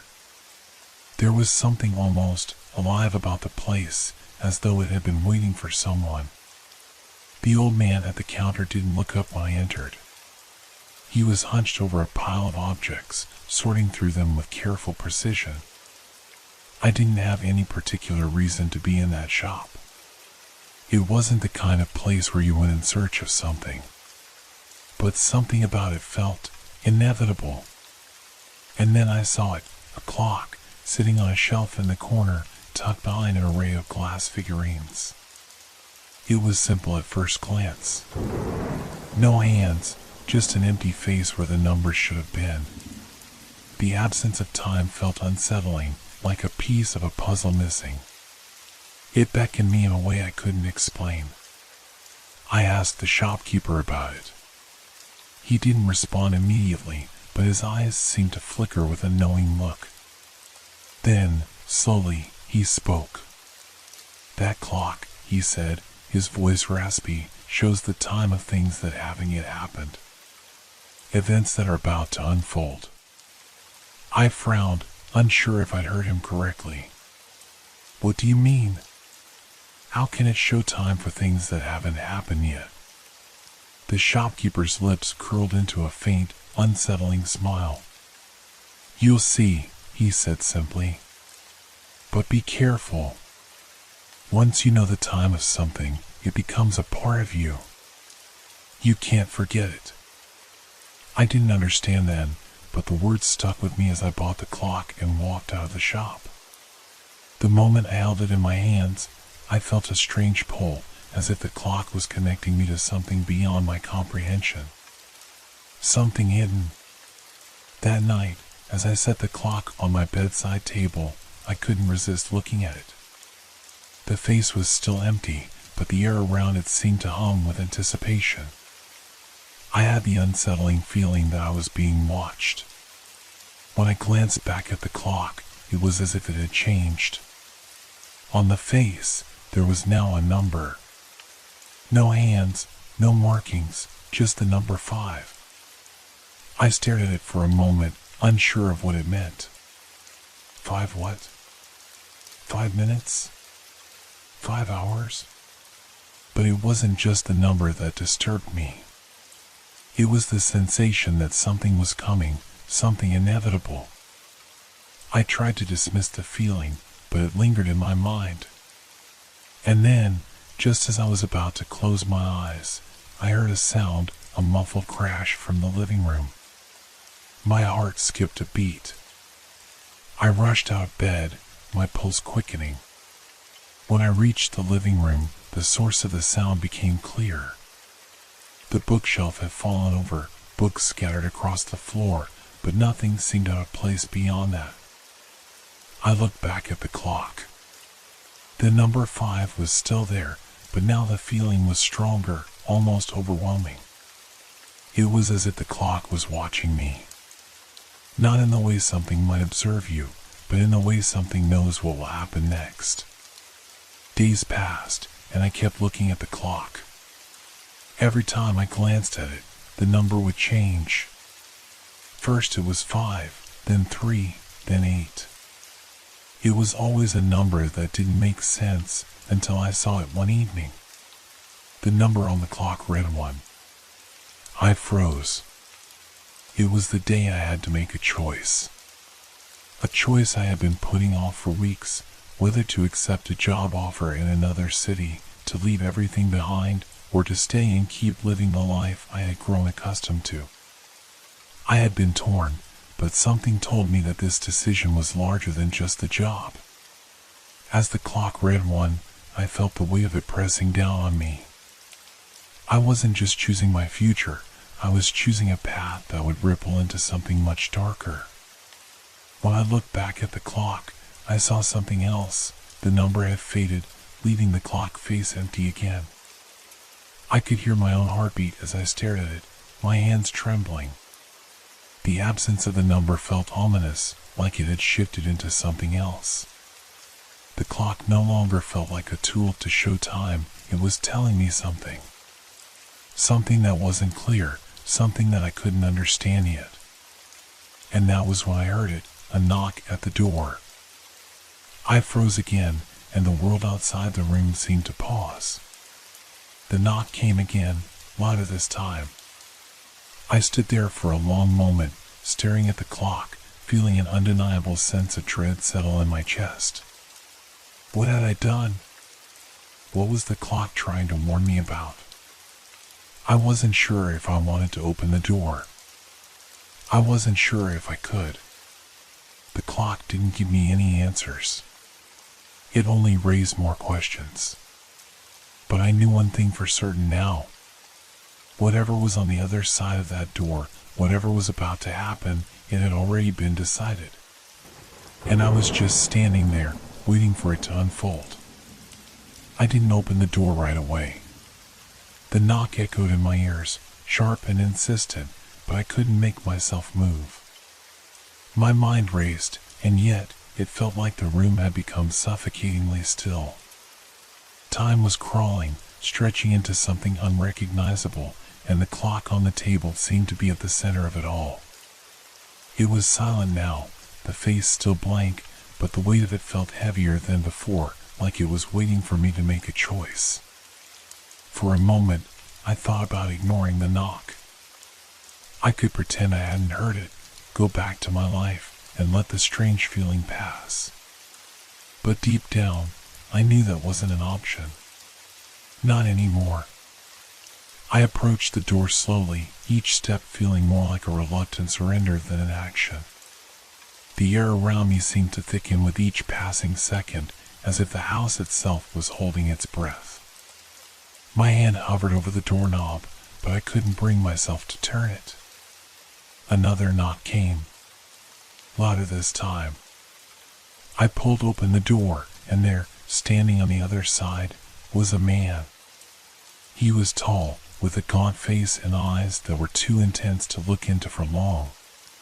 His clothes were simple, a dark coat and a plain shirt, nothing that stood out except for the way he carried himself. There was something oddly familiar about him, something that made me feel like I knew him, even though I couldn't place him at all. He didn't say anything at first. He just stood there, staring at me. I felt my breath catch in my throat, and I couldn't tell if it was fear or curiosity that made my body freeze in place. "Can I help you?" I managed to say, my voice feeling small in the silence between us. The man's gaze shifted briefly, as though looking beyond me, as though he could see something I couldn't. Then he spoke. "You've made your choice," he said, his voice low and steady. "And now, you'll see what happens next." His words sent a chill down my spine, and my hand instinctively reached for the doorframe to steady myself. I opened my mouth to ask what he meant, but before I could speak, he stepped inside. I didn't stop him. There was something about the way he moved that felt inevitable, like he was supposed to be there, like his presence had been planned from the beginning. As he entered the room, he glanced briefly at the clock. The number on its face had changed again. This time, it read 2. The man's eyes flickered to the clock, and I saw his lips tighten into a thin line. There was something in his expression that made my blood run cold, but he didn't say anything about it. Instead, he turned his attention back to me. "You don't understand yet, do you?" he asked, his voice barely more than a whisper. "What you're holding, what you've chosen, it's not just a clock. It's a key. And keys unlock things that shouldn't be unlocked." My throat went dry. I wanted to ask him what he meant, to demand answers, but I couldn't find the words. The room felt smaller now, the walls pressing in on me as the clock ticked away in the background, counting down to something I couldn't predict. "Why are you here?" I finally managed to ask. "What do you want from me?" The man didn't answer right away. Instead, he took a few steps toward the clock, his fingers hovering just above it as if he was afraid to touch it. His eyes remained locked on the empty face, but I could tell he was waiting for something. Waiting for it to happen. And then, just as I thought I might scream from the tension, the clock did something unexpected. The number 2 vanished. Not like the fading of a number, it simply blinked out of existence, replaced by a flash of light. A bright, sharp light that flooded the room, blinding me for a moment. I stumbled backward, my hands trying to shield my eyes, but the light was gone just as quickly as it had appeared. When I opened my eyes again, the room had changed. Not physically, but everything about it felt different. The air was heavier, more suffocating, like I was trapped in some kind of space that didn't belong to me anymore. The man was still there, his face unreadable as he watched me. And then, the silence was broken by a faint sound, something far off but growing closer. It was a ticking sound, slow, deliberate, like the ticking of a clock. But not just any clock. It was the sound of time itself shifting, of something moving toward me with purpose. "What is that?" I whispered, my voice trembling. The man turned toward me, his eyes cold. "You've triggered it. The clock was never meant to be owned by someone like you. You've seen too much, and now it will come for you." I shook my head, desperate to understand. "What is it? What's coming for me?" But the man didn't answer. Instead, he took one last look at the clock and turned to leave. "It's already too late," he said, his voice fading as he disappeared through the door. I stood there, rooted to the spot, as the ticking sound grew louder, closer. It wasn't just the clock anymore. It was something else, something waiting for me in the darkness. And I knew, without a doubt, that whatever it was, it had everything to do with the choice I had made. The clock ticked again. The number 1 appeared on the face. And I knew. The countdown had begun. The air in the room grew colder, and the shadows deepened as if the darkness itself was trying to swallow the light. I stood frozen, my heart pounding in my chest as the ticking continued, faster now, more insistent. Each tick echoed through the room like a countdown to something inevitable. I didn't know what it was, but I could feel it creeping closer, like an unseen force inching toward me. I looked at the clock again. The number 1 was still there, flickering like a warning. I tried to understand what it meant, but the more I stared at it, the less I felt I knew. The tick-tock of the clock seemed to grow louder, as though it was reverberating in my bones. What was I supposed to do? The question spun in my head, but I didn't have an answer.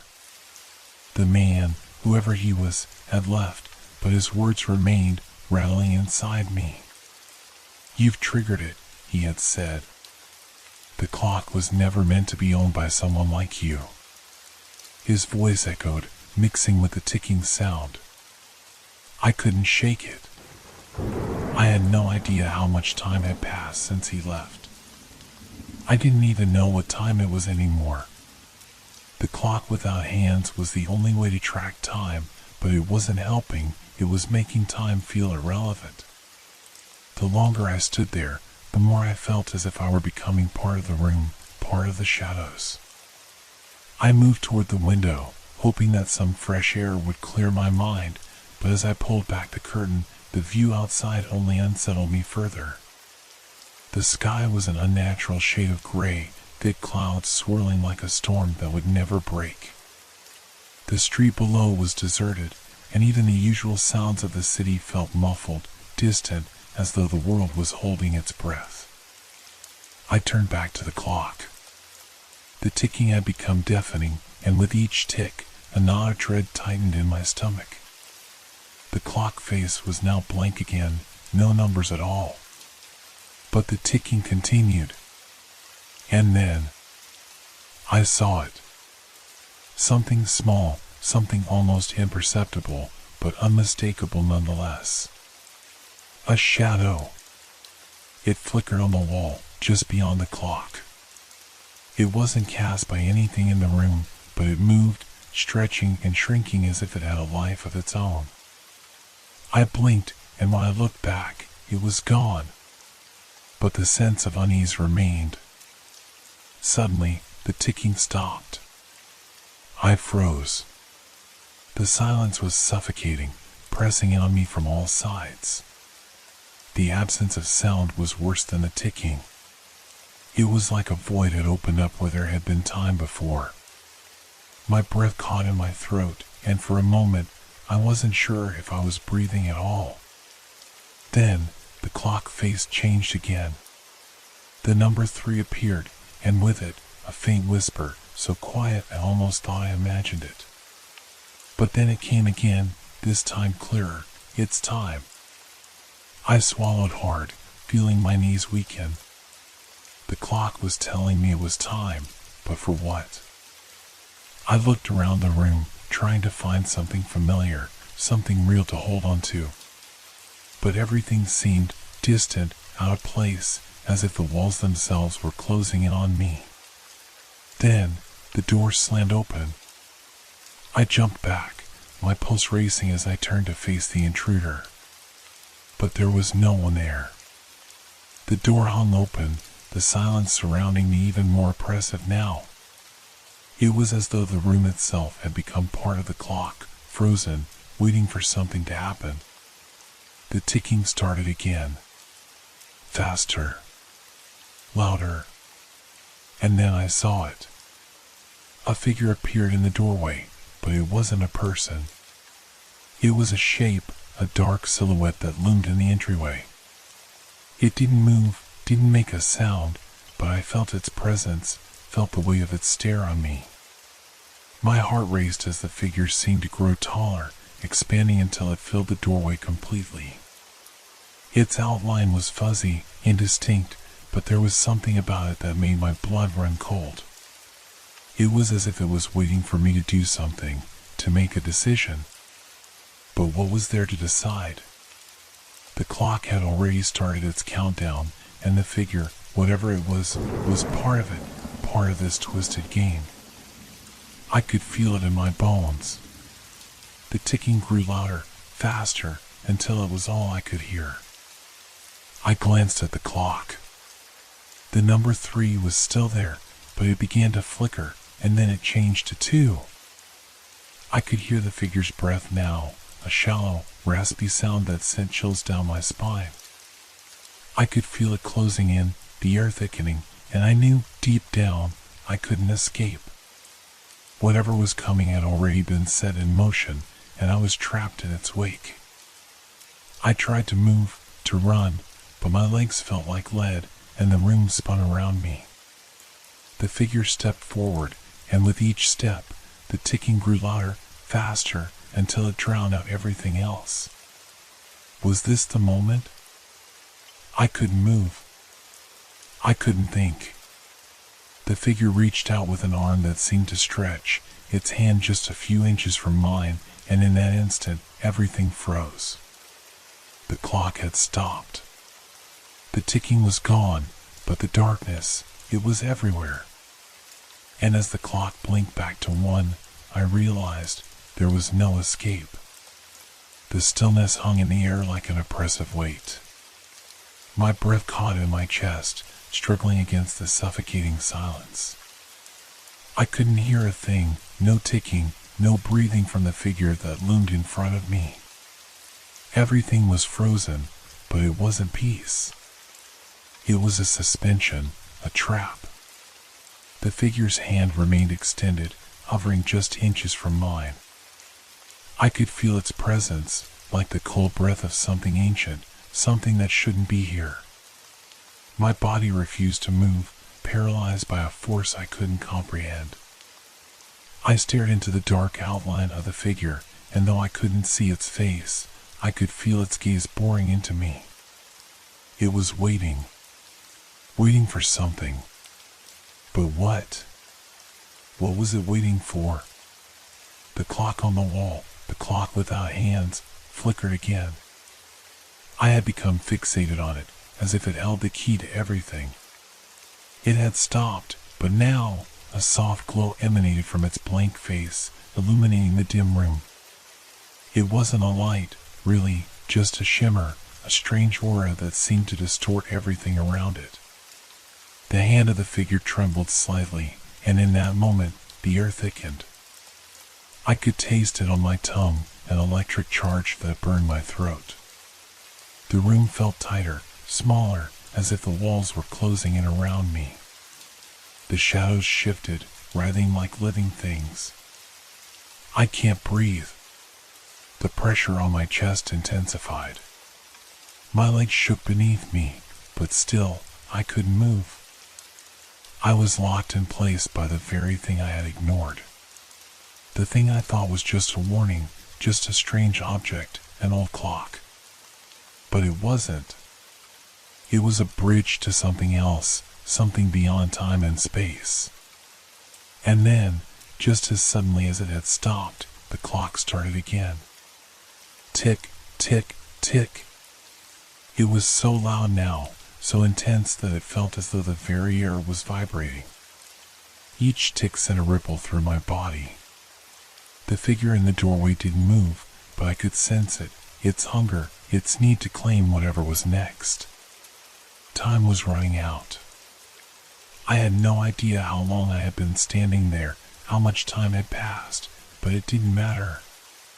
The clock was counting down to something. And now, with the ticking, the number 1 appeared again on the face of the clock. 1. It was a cruel mockery. I tried to speak, to shout, to demand answers from the figure, but no words came. My throat was dry, my mouth was full of sand. The room seemed to warp and bend around me, the shadows growing longer and darker. The edges of the walls blurred. I couldn't tell where the floor ended and the air began. And then, the figure moved. It was a slow, deliberate motion. Its hand finally reached mine. It wasn't cold. It wasn't warm. It was empty. The touch sent a jolt of energy through my body, straight to my chest. I gasped for air, but the figure's grip tightened. Its fingers were thin, skeletal, and yet there was a pressure to it, like it was pulling me towards something, toward the ticking clock. Toward what? The room swirled around me, the shadows stretching like dark fingers, wrapping around me, pulling me closer to the clock. I didn't want to go, but I couldn't resist. I could feel my body moving without my control, as if I were being dragged into the heart of the clock's power. The figure's voice, deep and rasping, filled my mind. It wasn't speaking to me, it was speaking through me. "You have already made your choice," it said. The words echoed, reverberating in my skull. There is no turning back. I opened my mouth to scream, but no sound came. I wanted to run, to escape, but the figure's grip was unbreakable. It felt like the clock was pulling at my soul, dragging me to a place where time didn't exist, where the ticking was the only reality. No. Please, no. And then, suddenly, everything stopped. The room, the shadows, the figure, they were all gone. I was alone. Or at least, I thought I was. The clock on the wall no longer ticked. Its face was blank. No numbers. No hands. Just an empty, silent void. But I could still feel it. The weight of the time, the pressure of the choice I had made. It was alive. It was watching, waiting for the next moment. I stood there in the quiet, the air thick with the sense that something terrible had just begun. I was still holding onto the clock, or maybe it was holding onto me. A sharp, Cold sensation crawled up my spine as I realized what had just happened. I had made the wrong choice. The clock had never been a warning. It had been a sentence. The figure in the doorway? It was time itself. And now, I was a part of it. A part of something much worse than I had imagined. I tried to pull away from the clock, but it wouldn't let go. It was as if it had become a part of me now, its presence suffocating, its power overwhelming. And just like that, the ticking started again. But it was different now. It wasn't the same rhythmic sound. It was jagged, broken, like time itself had fractured.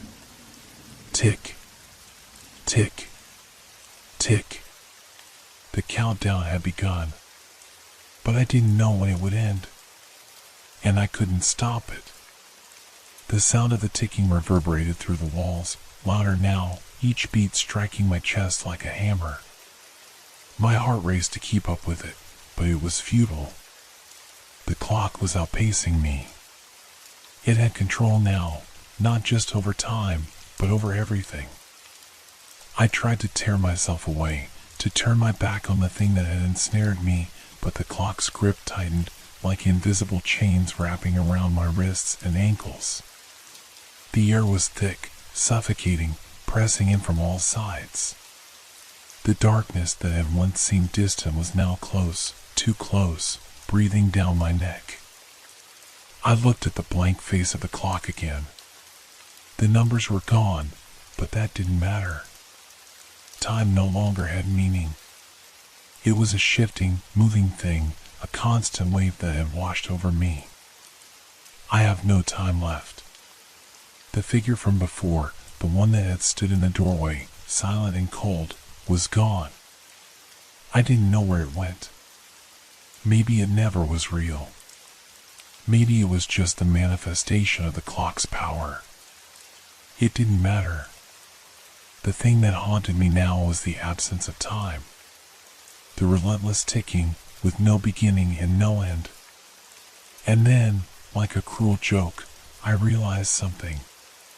The clock wasn't showing the time at all, it was showing me moments. The ticking was no longer tied to hours or minutes. It was showing me flashes of events I couldn't fully comprehend. Each tick was a new fragment of what had happened, what was happening, and what would happen.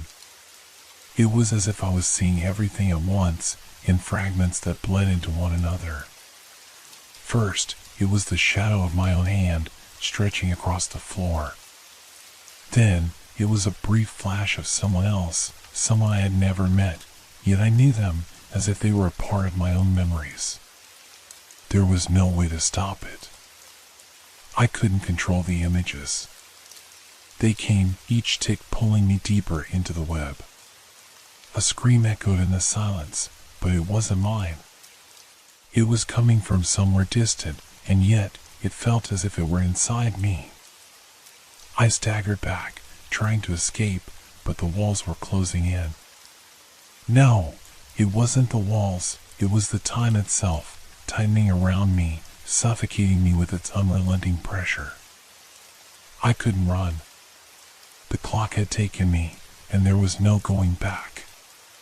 Each moment, each fragment, was just a piece of a larger whole. And I was a part of that whole now. I had crossed a threshold, and the clock wouldn't let me leave. It's not real. The thought came to me, a desperate plea.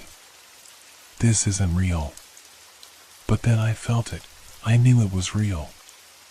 Every tick, every flicker of the images that bled into each other was real.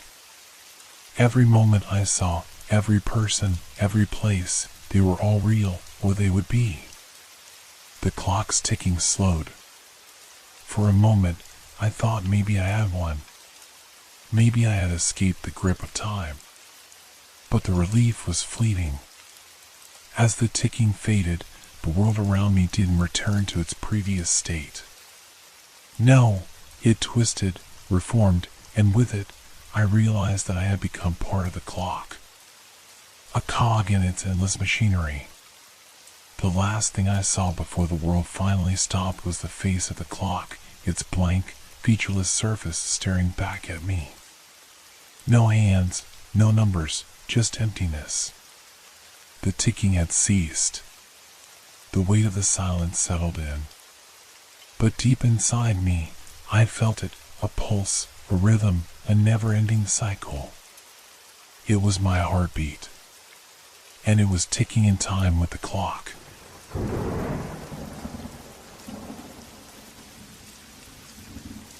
Have you ever had a song stuck in your head, playing over and over until you can't think of anything else? What if it wasn't just in your head? What if the song started to follow you, changing the world around you, shaping your every thought? It all started one rainy evening when I decided to stop for a coffee at a small, local cafe. The place was nearly empty, save for a couple sitting at a table near the window.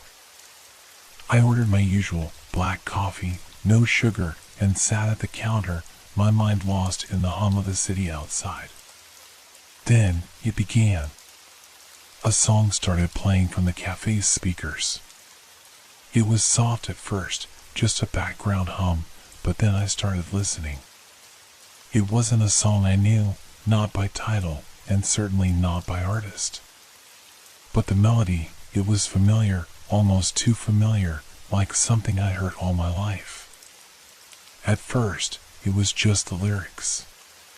The streets are empty, and you're alone, the silence is loud, but you carry on. I frowned. I didn't think much of it, as I often found myself thinking about loneliness in the city. But then it hit me, this song was describing me. How could it know that? I was here, alone, as the lyrics described. The more I listened, the more uncomfortable I felt. You walk with no direction, your thoughts are scattered, just like the rain. I looked around, half expecting someone to be watching me, but no one was. The couple at the window was still there, not paying attention to the music. It was just me. But I couldn't shake the feeling that the song was following me. I stood up quickly, tossing a few bills on the counter, and walked out. I felt the cool rain on my face, trying to shake off the eerie feeling that had settled in my chest. I needed to get home, away from whatever strange sensation this was. As I climbed into my car, the radio crackled to life. I hadn't touched the dial, but somehow the song was playing again, the same one. The melody swirled around the interior of the car, familiar and invasive. But this time, the lyrics were different. You sit in your car, staring out, waiting for something, but nothing will change. I froze. This was impossible. What is happening? I grabbed for the dial, trying to switch it off, but the volume wouldn't budge. I tried to change the station, but nothing worked. The song played on, louder, clearer, and now more direct. You'll keep driving, but you won't know where. You're lost in time, you're lost in yourself. My heart raced. The song knew too much. It was manipulating reality. My reality. I needed to get out of this car, out of this moment, but my body wouldn't move. My hands were frozen, gripping the steering wheel, and I could feel the weight of the song pulling me deeper into its grasp. I drove without thinking, the rain coming down harder now, smearing the world outside. Each verse seemed to echo louder, more vivid. The path you take will lead you home, but it's not where you belong. I didn't understand it. What did it mean? The song wasn't just describing me anymore, it was predicting things.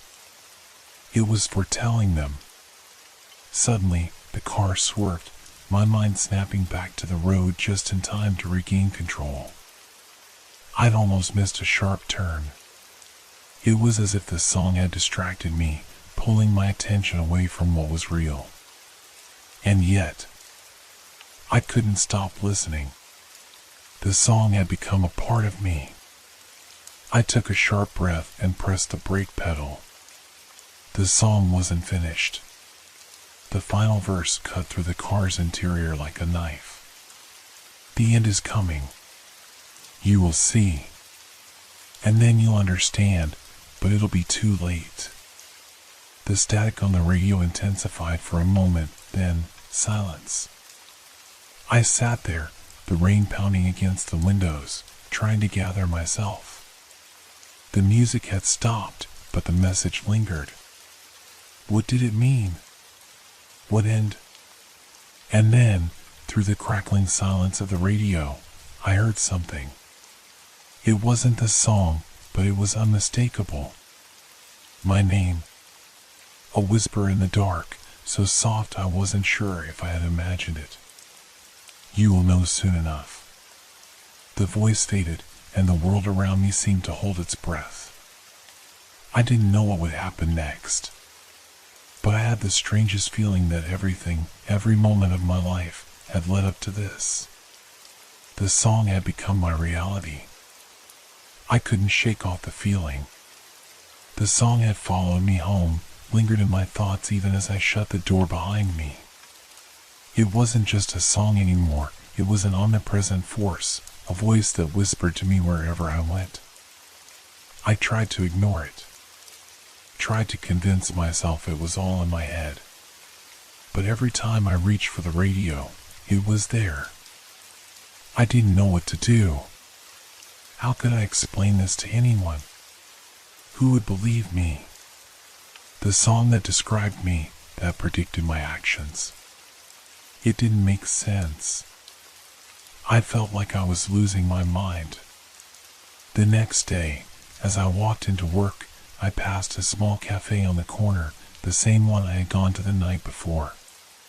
The air smelled of freshly ground coffee and pastries, and for a moment, I thought maybe it would be normal again.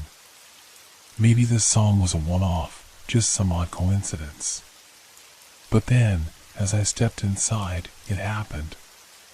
The same melody, soft and haunting, played through the cafe speakers. It was the same song from last night. But now, the lyrics had changed again. They were more specific. You're standing here, but you're already gone. The days pass by, but you don't belong. I froze in the doorway. My heart began to race. The song, it was talking about me. I wasn't just hearing it anymore, I was in it. And somehow, it seemed to be getting closer, like it was growing in power, creeping deeper into my life. The barista smiled at me, oblivious to my distress. I nodded stiffly and took a seat, trying to breathe normally. I kept my eyes on the table, afraid to look up, as if doing so might pull me further into the song's grasp. The melody played on, its words a reflection of my every doubt. How did it know how I felt? How did it know I was lost, unsure of where my life was headed? I tried to focus on something else, anything else. I sipped my coffee, feeling the warmth spread through my chest, but the words of the song were persistent, like a steady rhythm beneath the surface of my thoughts. You're still searching, but you won't find the way. Your choices fade, like night into day. It was maddening. I felt trapped in this endless loop, where every time I tried to break free, the song pulled me back in. It knew me better than I knew myself. I didn't know how much longer I could stand it. What was the point of it all if everything I did was being predicted by this haunting melody? It wasn't just a song, it was like the world around me was unraveling, piece by piece, as if the song was rewriting my reality. I stood up abruptly, knocking over my coffee cup. The dark liquid spilled across the table, staining the paper napkin. I could feel the eyes of the other customers on me, but I didn't care. I had to leave. I couldn't stay here, couldn't let this song consume me any longer. I walked out of the cafe in a daze, my mind spinning. As I stepped onto the sidewalk, I realized that the song had followed me again. It wasn't playing in the cafe anymore, it was in my head, echoing in my ears. The end is near, and you can't escape. You'll hear it calling, but it's too late. I stopped in my tracks, frozen. The words seemed to take on a more menacing tone now, as if the song was speaking directly to me, warning me of something I couldn't see. I looked around, desperate for some kind of answer, but all I saw were people walking by, unaware of the strange reality I was trapped in. I tried to shake it off, to silence the music in my mind. But I couldn't. The more I fought it, the louder it grew.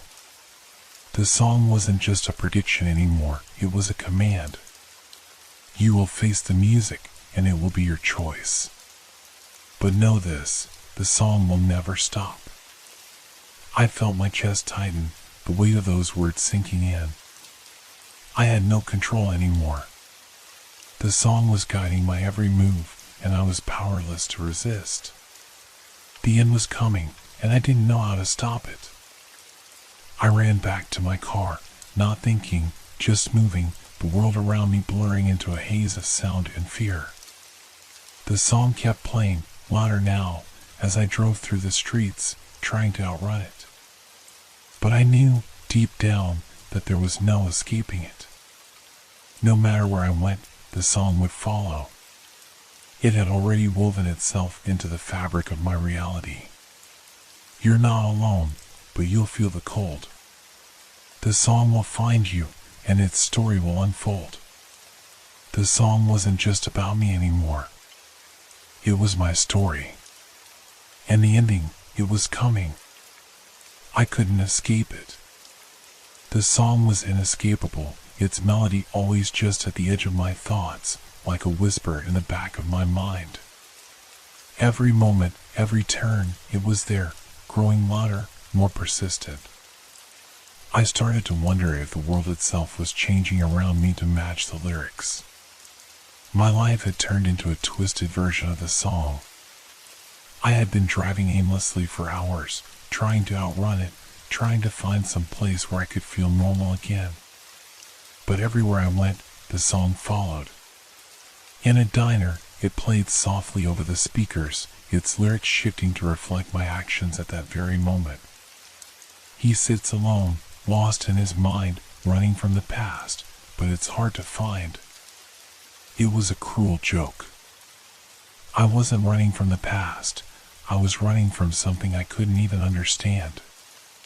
The song was controlling me, guiding me through this nightmarish version of my reality, and I had no idea how to stop it. I left the diner in a daze, my hands trembling as I gripped the wheel of my car.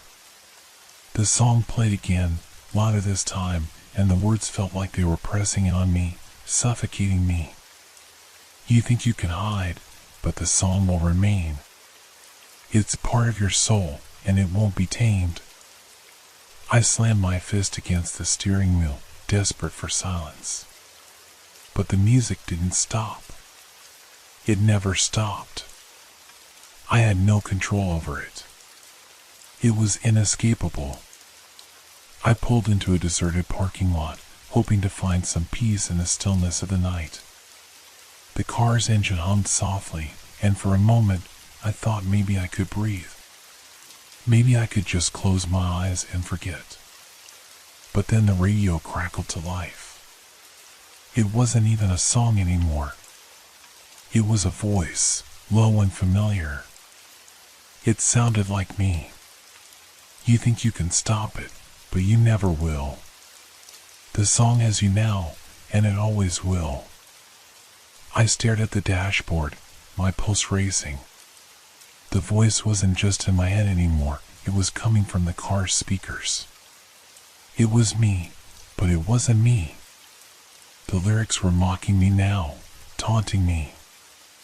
I reached for the dial, desperate to turn it off, but my hand trembled. I couldn't. It was as if the song had taken hold of my very body, controlling my actions, forcing me to listen. It's too late now, there's no turning back. You'll follow the song until the end of the track. I couldn't breathe. The walls were closing in, and all I could hear was that voice, that song, taunting me. I could feel my mind unraveling, the edges of my reality blurring as the music took over, becoming everything. I needed to get out. I needed to escape. But escape wasn't an option. There was no place safe from the song. I opened the door and stumbled out of the car, my legs weak. The cold air bit at my skin, but it couldn't numb the terror coursing through me.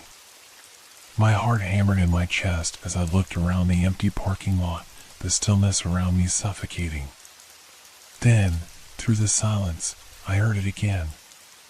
The song. This time, it wasn't just in my head. It was everywhere.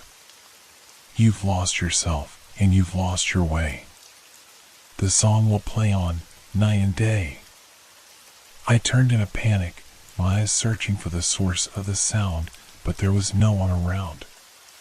The world was empty. It was just me and the song. I fell to my knees, my mind spiraling into chaos. The lyrics were no longer just reflections of my actions, they were my fate. Each line was a glimpse into the future, and I couldn't control any of it. The song had become my prison, my inevitable fate. You will hear it, and you will obey. There's no way out, no way to escape. The finality of those words hit me like a punch to the gut. There was no escape. No matter what I did, the song would never stop. I sat there on the cold asphalt, trembling. The world had shifted around me. The song had changed everything. And now, it was too late to turn back. The story of my life was written, and the ending was coming. I didn't know when. I didn't know how. But I knew one thing for certain, the song would be the end of me. The following days blurred together in a haze of sound. Every moment, every corner I turned, the song followed. It was more than just a melody now, it was an omnipresent force, wrapping itself around my thoughts, consuming everything I did. I couldn't escape it. I couldn't even think without hearing it, its rhythm pulsing through my veins. I tried to leave the city. I packed my things in a hurry, thinking that if I just drove far enough, I might outrun it. Maybe if I cut myself off from everything, from every person, the song would fade. But no matter where I went, there it was. I could hear it in the hum of the car's engine, in the rustling of the trees by the roadside, in the wind that whispered through the night. The worst part was that the lyrics kept changing, evolving as if they were reflecting my every move. One moment, I was hearing them in a place I had never been, and the next, they were describing exactly what I was thinking. Every word seemed like it was plucked directly from my mind, tailored to my deepest fears. I pulled into a small, nearly deserted town on the edge of nowhere, hoping for some peace. The streets were quiet, empty. It felt like no one lived here, like the town itself was abandoned by time. I parked my car by a rundown diner and sat in the silence, hoping for a break. But then it started again. The song. This time, it was louder, echoing from the cracks in the walls, the open windows of the diner. The words spilled out like they were being whispered directly into my ears. You came here to escape, but it's too late. The end is coming, it's sealed by fate. I clenched my fists in frustration, my mind screaming for silence. I stood up, pacing, feeling the weight of the lyrics press on my chest. I couldn't think clearly anymore. The lines between reality and the song had blurred so much that I wasn't sure if anything was real anymore. I stepped inside the diner, hoping maybe the sound would be muffled by the walls. The bell above the door jingled as I entered, but there was no one there, just an empty counter, a few abandoned booths. It felt like a ghost town. The only thing alive was the song, still playing from the speakers above the counter. I walked up to the counter, my hands shaking. I wasn't even sure why I was still here. Maybe I was hoping that if I confronted it, I could find some sort of answer. I reached for the radio dial, but the moment my fingers touched it, the voice returned. It wasn't the music anymore. It was the voice from before. You thought you could run, you thought you could hide. But the song is inside, and it won't be denied. I froze. I wasn't alone anymore. The voice was close, too close. I turned around, expecting to see someone standing behind me, but there was nothing. Only the empty booths, the untouched tables. You can't escape it, the voice continued. You'll hear the song until the very end. I felt my legs give out beneath me. I stumbled backward, my heart racing. I wanted to scream, to do something to make it stop, but I was paralyzed, caught in the grip of this nightmare. It was everywhere. The song. The voice. It was taking over my life, my mind, my reality. The end is near, you can't outrun what's been set in motion, the voice whispered, barely audible now. And when the final note plays, you'll see the truth. The song was never about you, it was about what you've become. The words hit me like a blow. I collapsed onto the floor, gasping for breath, my mind spinning. The song was no longer just a soundtrack to my life. It was the very essence of my existence, and it was leading me to something. Something I didn't want to face. I looked up at the radio. It was silent now. The voice, the music, it had all faded, leaving me in the dead silence of the diner. But I knew that wasn't the end. It wasn't over. I stood shakily, my legs unsteady, and walked out of the diner. The night air hit me like a slap to the face.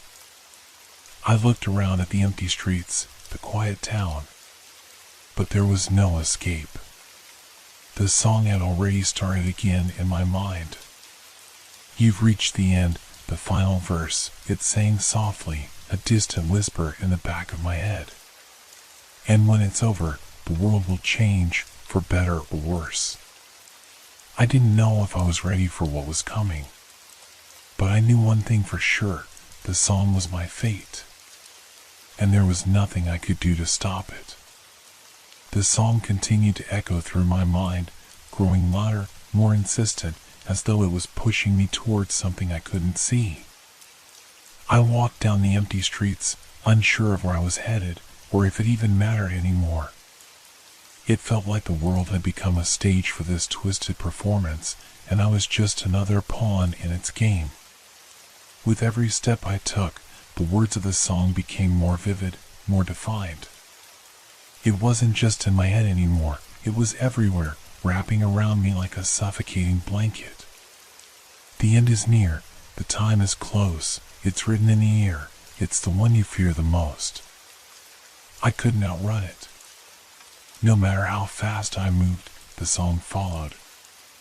I had tried to escape it in the diner, but it was never truly gone. It had burrowed deep into my soul, infiltrating every thought, every second.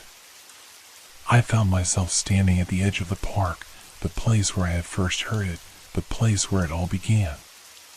The park seemed even quieter now, the shadows stretching longer in the dimming light. The song played once again, but this time it wasn't a distant hum or a whisper in my ear.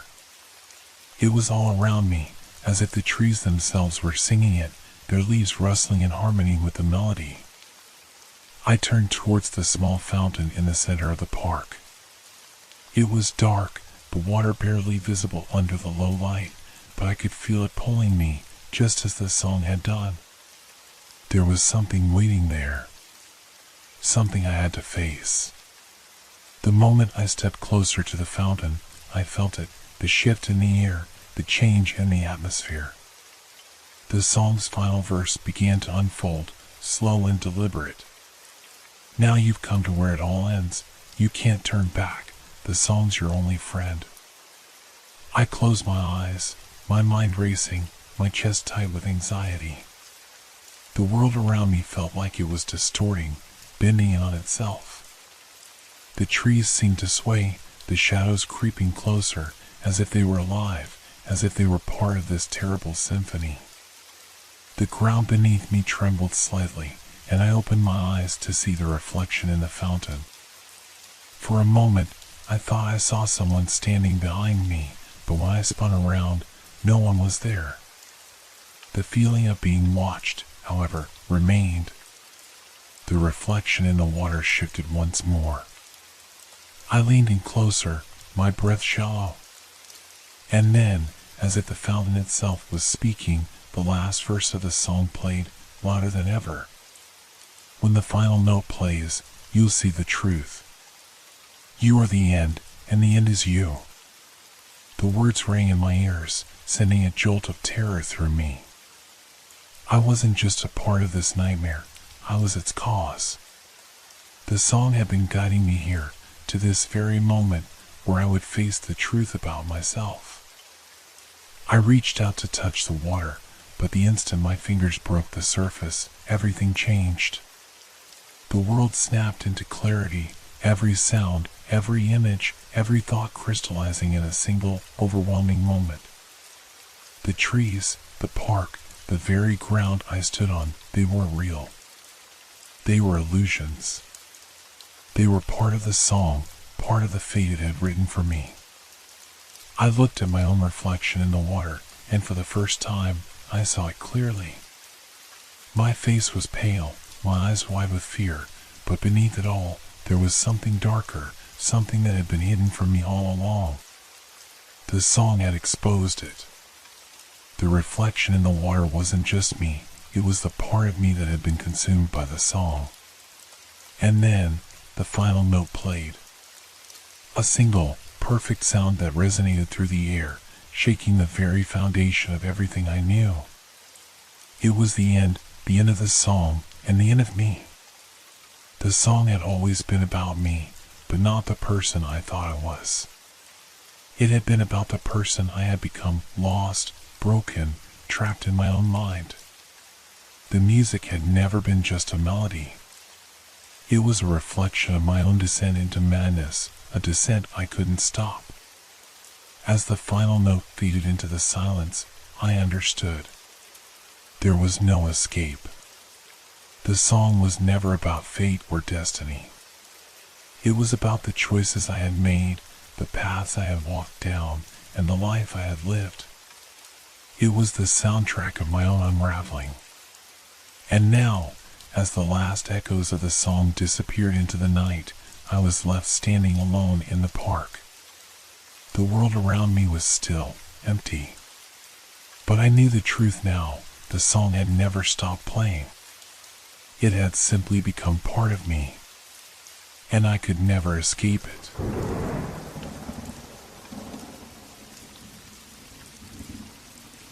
It all started with a simple question. I wasn't sure if I was dreaming or if I was just losing my mind.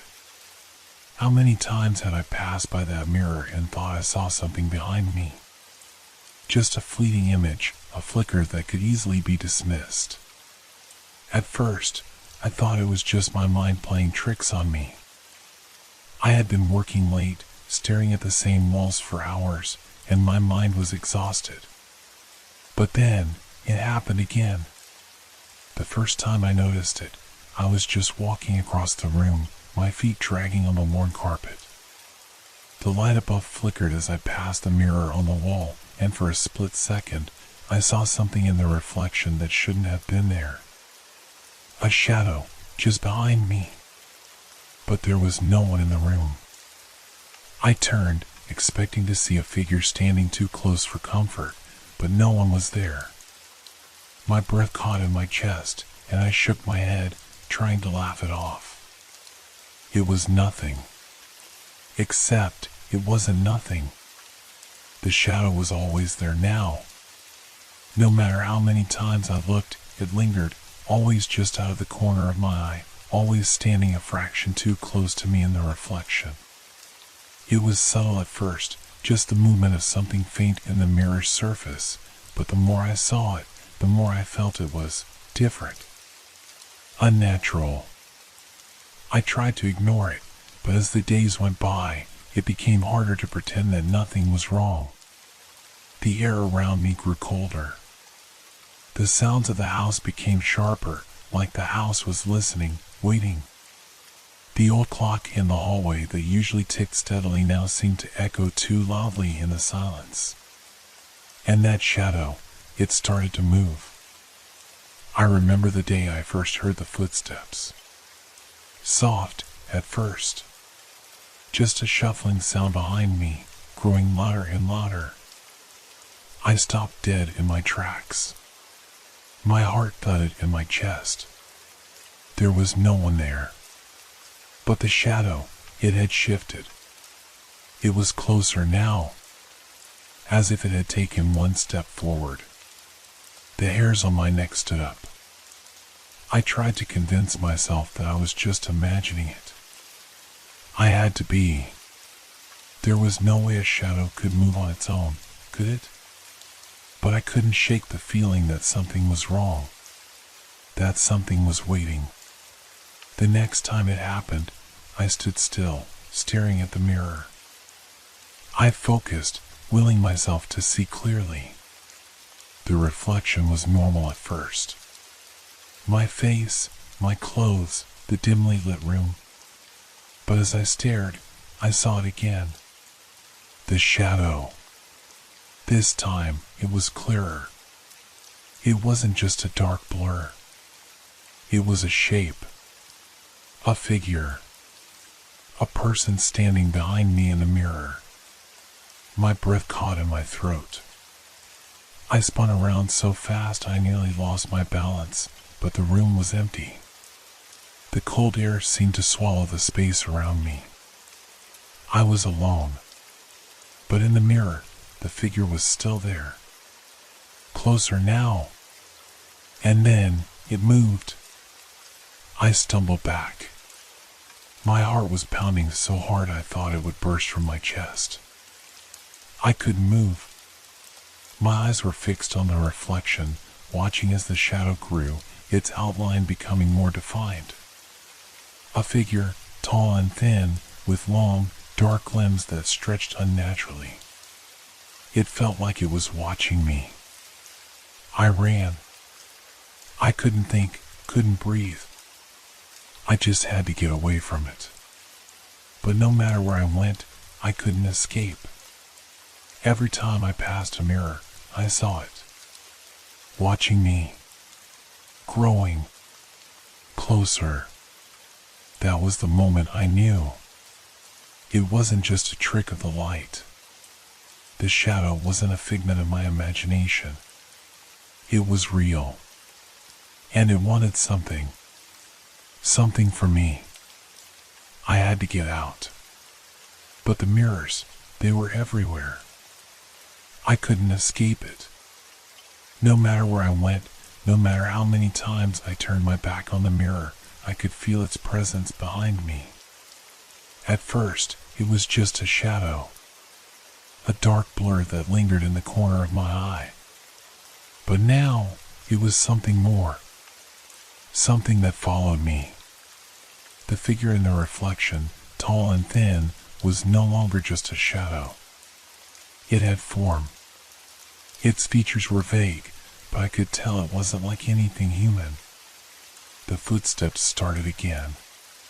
This time, they weren't just soft, shuffling noises. They were deliberate. Steady. Like someone walking behind me, following my every move. My mind raced.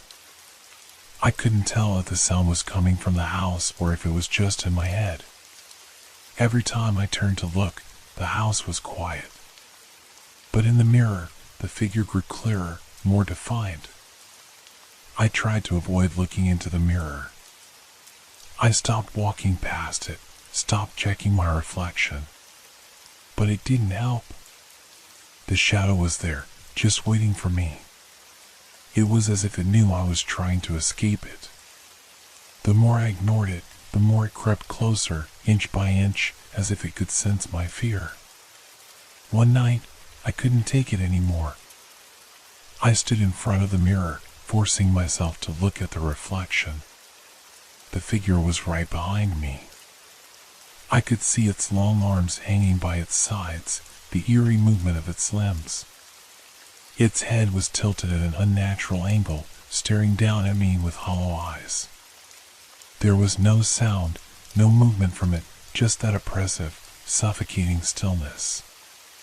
Then, a whisper. A soft, rasping breath. It was almost too quiet to hear, but it was there, coming from the reflection. The figure didn't speak with words, but the feeling was unmistakable. It was asking me something. Not in a voice, but in a way that dug deep into my mind. Something inside me screamed, telling me to look away, but I couldn't. I couldn't tear my gaze from those dark, empty eyes. Suddenly, the figure stepped forward in the mirror. It wasn't supposed to be able to do that. It shouldn't have been able to cross the boundary of the glass. But there it was, taking slow, deliberate steps towards me. I stumbled back, heart hammering in my chest. The coldness of the air grew thicker, heavier. The temperature in the room dropped sharply, a chill that numbed my bones. It wasn't normal. I tried to run, to escape, but the mirror was everywhere now. Everywhere I went, there it was. In the hallway, in the living room, in the bathroom. It was always there, and each time I passed it, the shadow in the reflection grew closer, as if it were inching towards the real world, eager to cross into it. That night, I decided to face it. I couldn't keep running. I had to understand what was happening. I had to know why it was following me. Why it wouldn't leave. I stood before the mirror, staring at the dark figure in the glass. Its shape was now almost entirely defined, its long, spindly fingers brushing against the surface, leading dark streaks across the glass. It was smiling, or at least it looked like it was. Its mouth stretched wide, but there was no warmth in that smile. Only something cold, empty, and predatory. And then, as if it were sensing my fear, it moved again. This time, it didn't just step forward. It lunged. The mirror cracked. A single line appeared, cutting across the glass like a lightning bolt. I froze. My heart skipped a beat.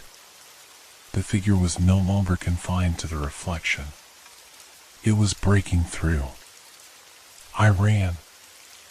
I bolted out of the room, my feet barely touching the ground as I tried to escape. But I could still hear it, those footsteps, following me, echoing through the house like a shadow of my own.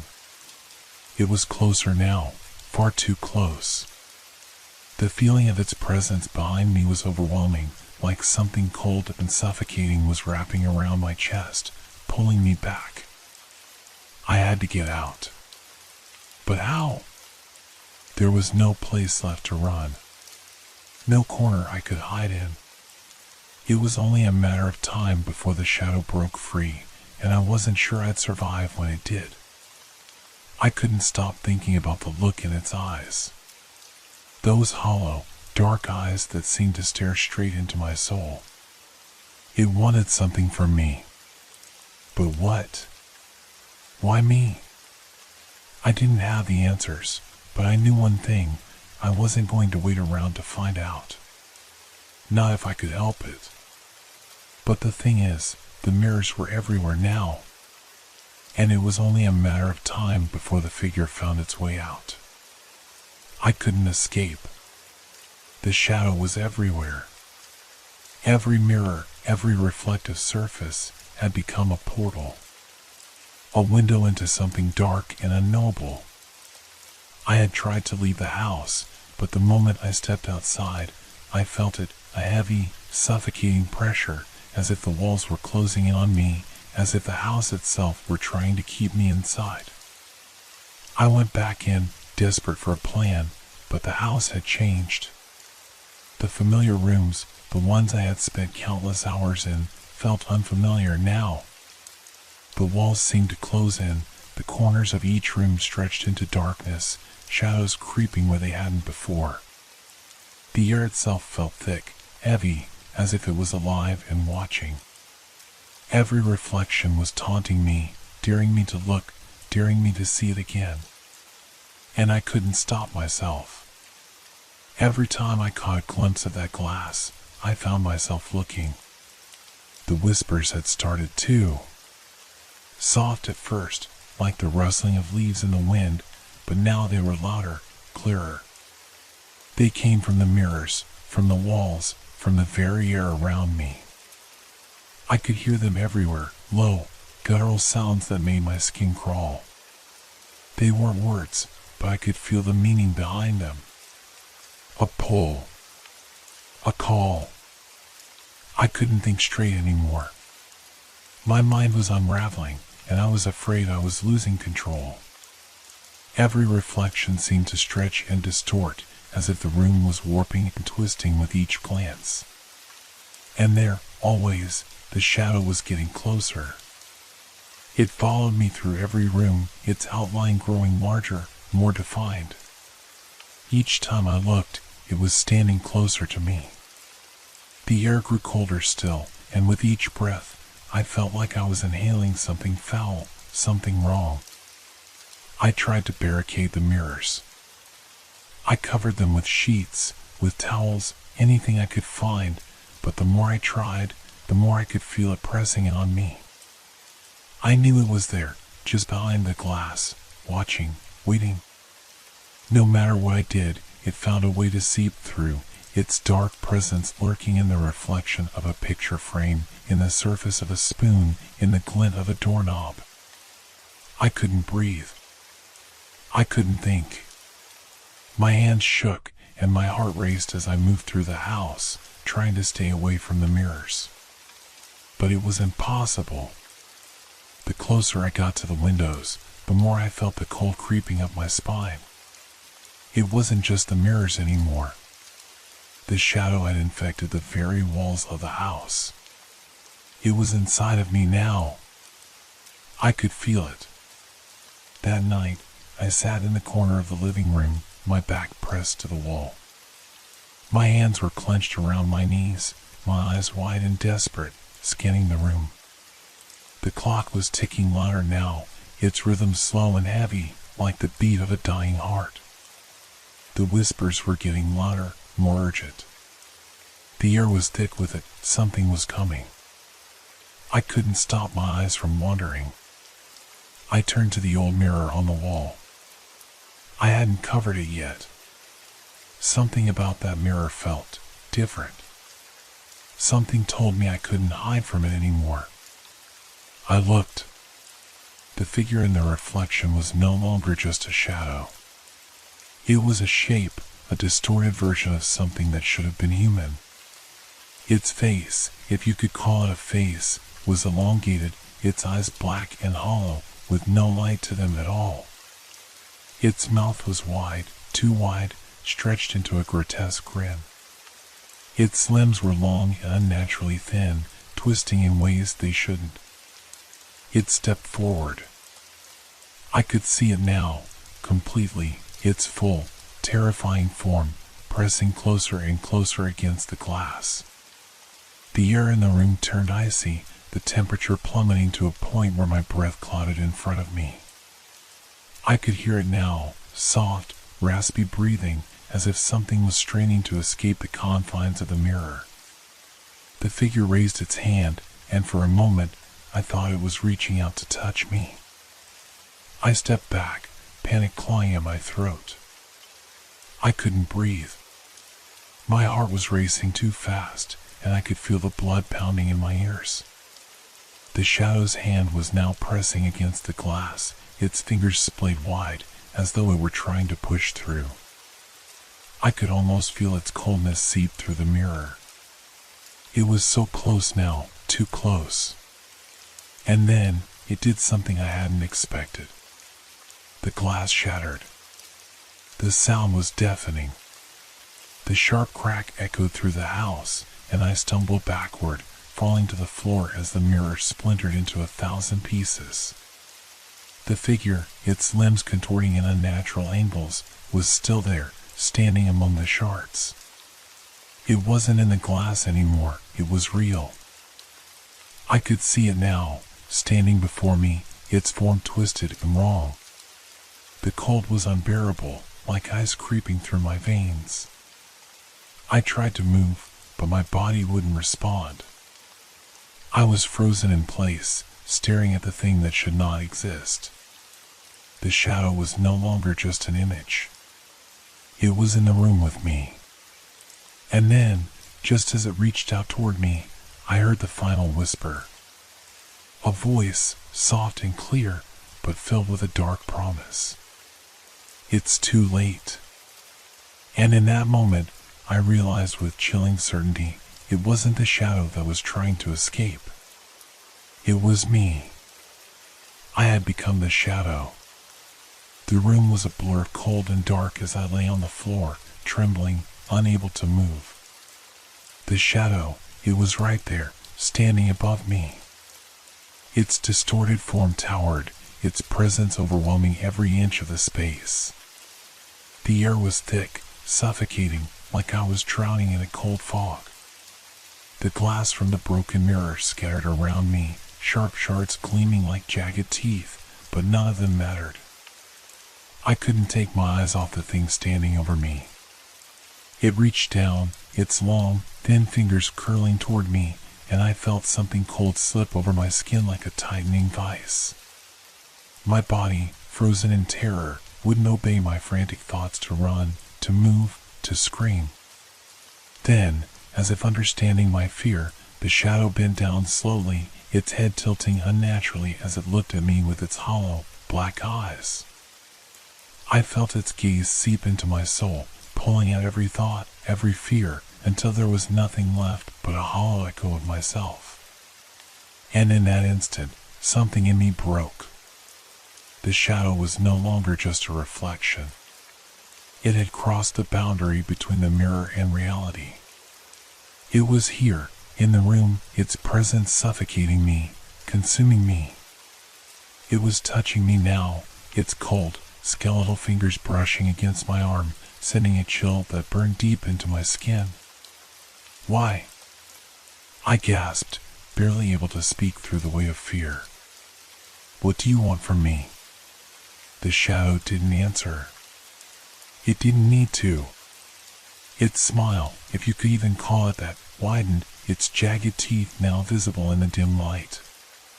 It was like it was savoring my terror, enjoying every moment of my suffering. Then, as if sensing my desperation, it spoke, but not with words. It was a sensation, an impression pressed deep into my mind, like a cold whisper from the depths of some place I couldn't understand. You belong to me now. It was a promise. And it was more than that, it was a claim. Something deep inside me shifted. I felt my very essence bending, twisting. I could feel my mind fraying, unraveling. It wasn't just that the shadow wanted me. It needed me. The more I resisted, the more it consumed me, piece by piece. The chill in the room intensified. It was as though the shadow was pulling the warmth from my very being, leaving me numb, empty. I felt my body growing weaker, my limbs heavy, and my vision blurring. The sensation was like drowning in ice water, my breath growing ragged and shallow. The shadow leaned closer, its presence now enveloping me. I could feel its breath, or something like breath, on my face, cold and foul, sending shivers through my bones. I could hear it then, a faint whisper, not from its mouth, but from everywhere, inside me, around me, in my mind. You are part of the mirror now. I screamed, though I wasn't sure if the sound was coming from my throat or from somewhere deep inside my mind. The shadow's grip tightened, pulling me in, its cold fingers digging into my skin. I could feel it crawling through my veins, a presence that was no longer just an image in the glass, but something alive, something hungry. And then, the world around me twisted. The room, the house, vanished in a blink. The cold, suffocating air was gone, replaced by a vast emptiness, an endless void that stretched in all directions. The walls were gone. There was no floor beneath me, no ceiling above me. It was like I had been swallowed whole by the mirror, sucked into a world beyond comprehension. I reached out instinctively, but there was nothing to hold on to. Nothing to ground me. I was floating, suspended in the dark, and then I saw it, the mirror, standing in the middle of the void, framed in the darkness like an altar. It called to me. But it wasn't just the mirror that called. The figure, the shadow, was there, standing beside it, waiting, watching. Its twisted form was no longer just an image in the glass. It was here with me, in this place, its eyes never leaving me. I stumbled toward the mirror, drawn to it as if it were a magnet, the shadow's presence pulling me closer. The cold grew unbearable, and I could feel myself slipping. Pieces of my identity, of who I had been, were falling away with every step. I was becoming less of myself, more of the thing that had been behind the glass, the thing that had once been nothing more than a reflection. I reached the mirror, and I saw myself in it. But not the way I remembered. The figure staring back at me was no longer my own. My eyes were black, my face hollow, my skin as pale as the moon. My mouth stretched into a smile that wasn't mine, too wide, too wrong. I wasn't looking at a reflection. I was looking at a version of myself, something twisted, something broken, something that had been pulled from the very depths of the mirror. I had become the shadow. And as I stood there, in the emptiness, the shadow reached out again. It wasn't a threat anymore. It was a companion. It pulled me in, and I felt my mind slip away into the dark, merging with the reflection, merging with the thing that had once been a part of me. I had become one with the mirror. The cold, suffocating darkness was now my home. I was no longer just the man who had looked into the glass. I was the thing inside it, and I would wait for the next soul to wander too close, to dare to glance at the reflection. And when they did, I would be there, watching, waiting, to pull them in. Time no longer meant anything in the void. There was no day or night, no beginning or end. Only the endless, crushing silence in the mirrors, so many mirrors, each one reflecting endless versions of me. But they weren't me. They were just shadows, remnants of something that had once been human. They stared back at me with hollow eyes, their faces twisted in silent screams, lost and forever trapped. I was no longer a man. I wasn't even sure I remembered what it felt like to be human. My essence had been erased, swallowed by the dark, and in its place was something new. Something cold. Something that had no warmth, no compassion. I was a part of the reflection now, forever bound to the mirror. I had become the shadow. The thing that had once haunted me, that had followed me, was now me. In this place, in this empty world of broken glass, there was only one thing that mattered, the cycle. The cycle that had begun with me, waiting for someone to come close enough, to glance at the reflection, to let their curiosity lead them into the void. I had become the trap. And now, it was my turn to watch. I could see the others. the lost souls trapped in the glass. Some of them were distorted beyond recognition, their forms twisted into grotesque shapes. Others still resembled people, but they had the same hollow, soulless eyes I now wore. They were all waiting, too. Waiting for the next person to make the mistake I had made. To glance too long at the mirror, to let their fear lead them closer. And then, it would happen again. I saw the next one. He stumbled into the room, looking around nervously. His eyes darted from one corner of the room to another, as if he sensed something was wrong, but couldn't quite grasp it. He saw me, or perhaps he saw the reflection of me, the twisted version that still stared back at him from the shattered mirror. His breath hitched as he took a hesitant step forward. I watched him with anticipation. I knew what would happen next. I could feel his fear. It was delicious. He was like me, once curious, drawn in by the pull of the unknown. He walked closer to the mirror, his hand trembling as he reached out, just like I had. No, I wasn't going to let him go. Not yet. The shadow inside me stirred, and I felt the coldness grow within me, filling me, taking over. I reached out, my hand slipping through the glass, pulling myself closer to him. He didn't see me. Not yet. But I could feel him. His pulse quickened, his heart racing in his chest. The moment he touched the mirror, I felt it, the same familiar coldness.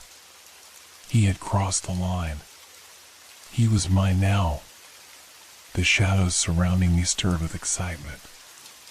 The mirrors cracked, and the room seemed to close in, the walls warping as they did for me years ago. I saw his reflection, the same hollow eyes, the same twisted smile. The fear in his face was palpable, but it was too late. I stepped forward, my fingers outstretched. He screamed, his voice a desperate plea as he tried to pull away, but the mirror held him. It wouldn't let him go. And just like me, he was pulled in. The glass shattered, but his body didn't fall through. He was pulled inside, trapped in the reflection, his face distorted with terror, now just another shadow among the others. I was no longer alone. The cycle continued. I stood there for a moment, watching him struggle. He was just beginning to understand what had happened, just beginning to realize the horror of his fate. His face twisted in agony, but I couldn't feel sorry for him. I had been there once. I had been him. But now, I was the one who waited. The void around me pulsed with cold. The mirrors, now cracked and shattered, reflected countless versions of the same scene, the same cycle. There would always be more, drawn in by the mirrors, their reflections becoming part of the dark, forever bound to this twisted world. And I would wait, too, in the shadows, just behind the glass, for the next curious soul, the next lost wanderer, who would look too long, and then they, too, would be mine. The shadow in me smiled. The mirror had claimed us all.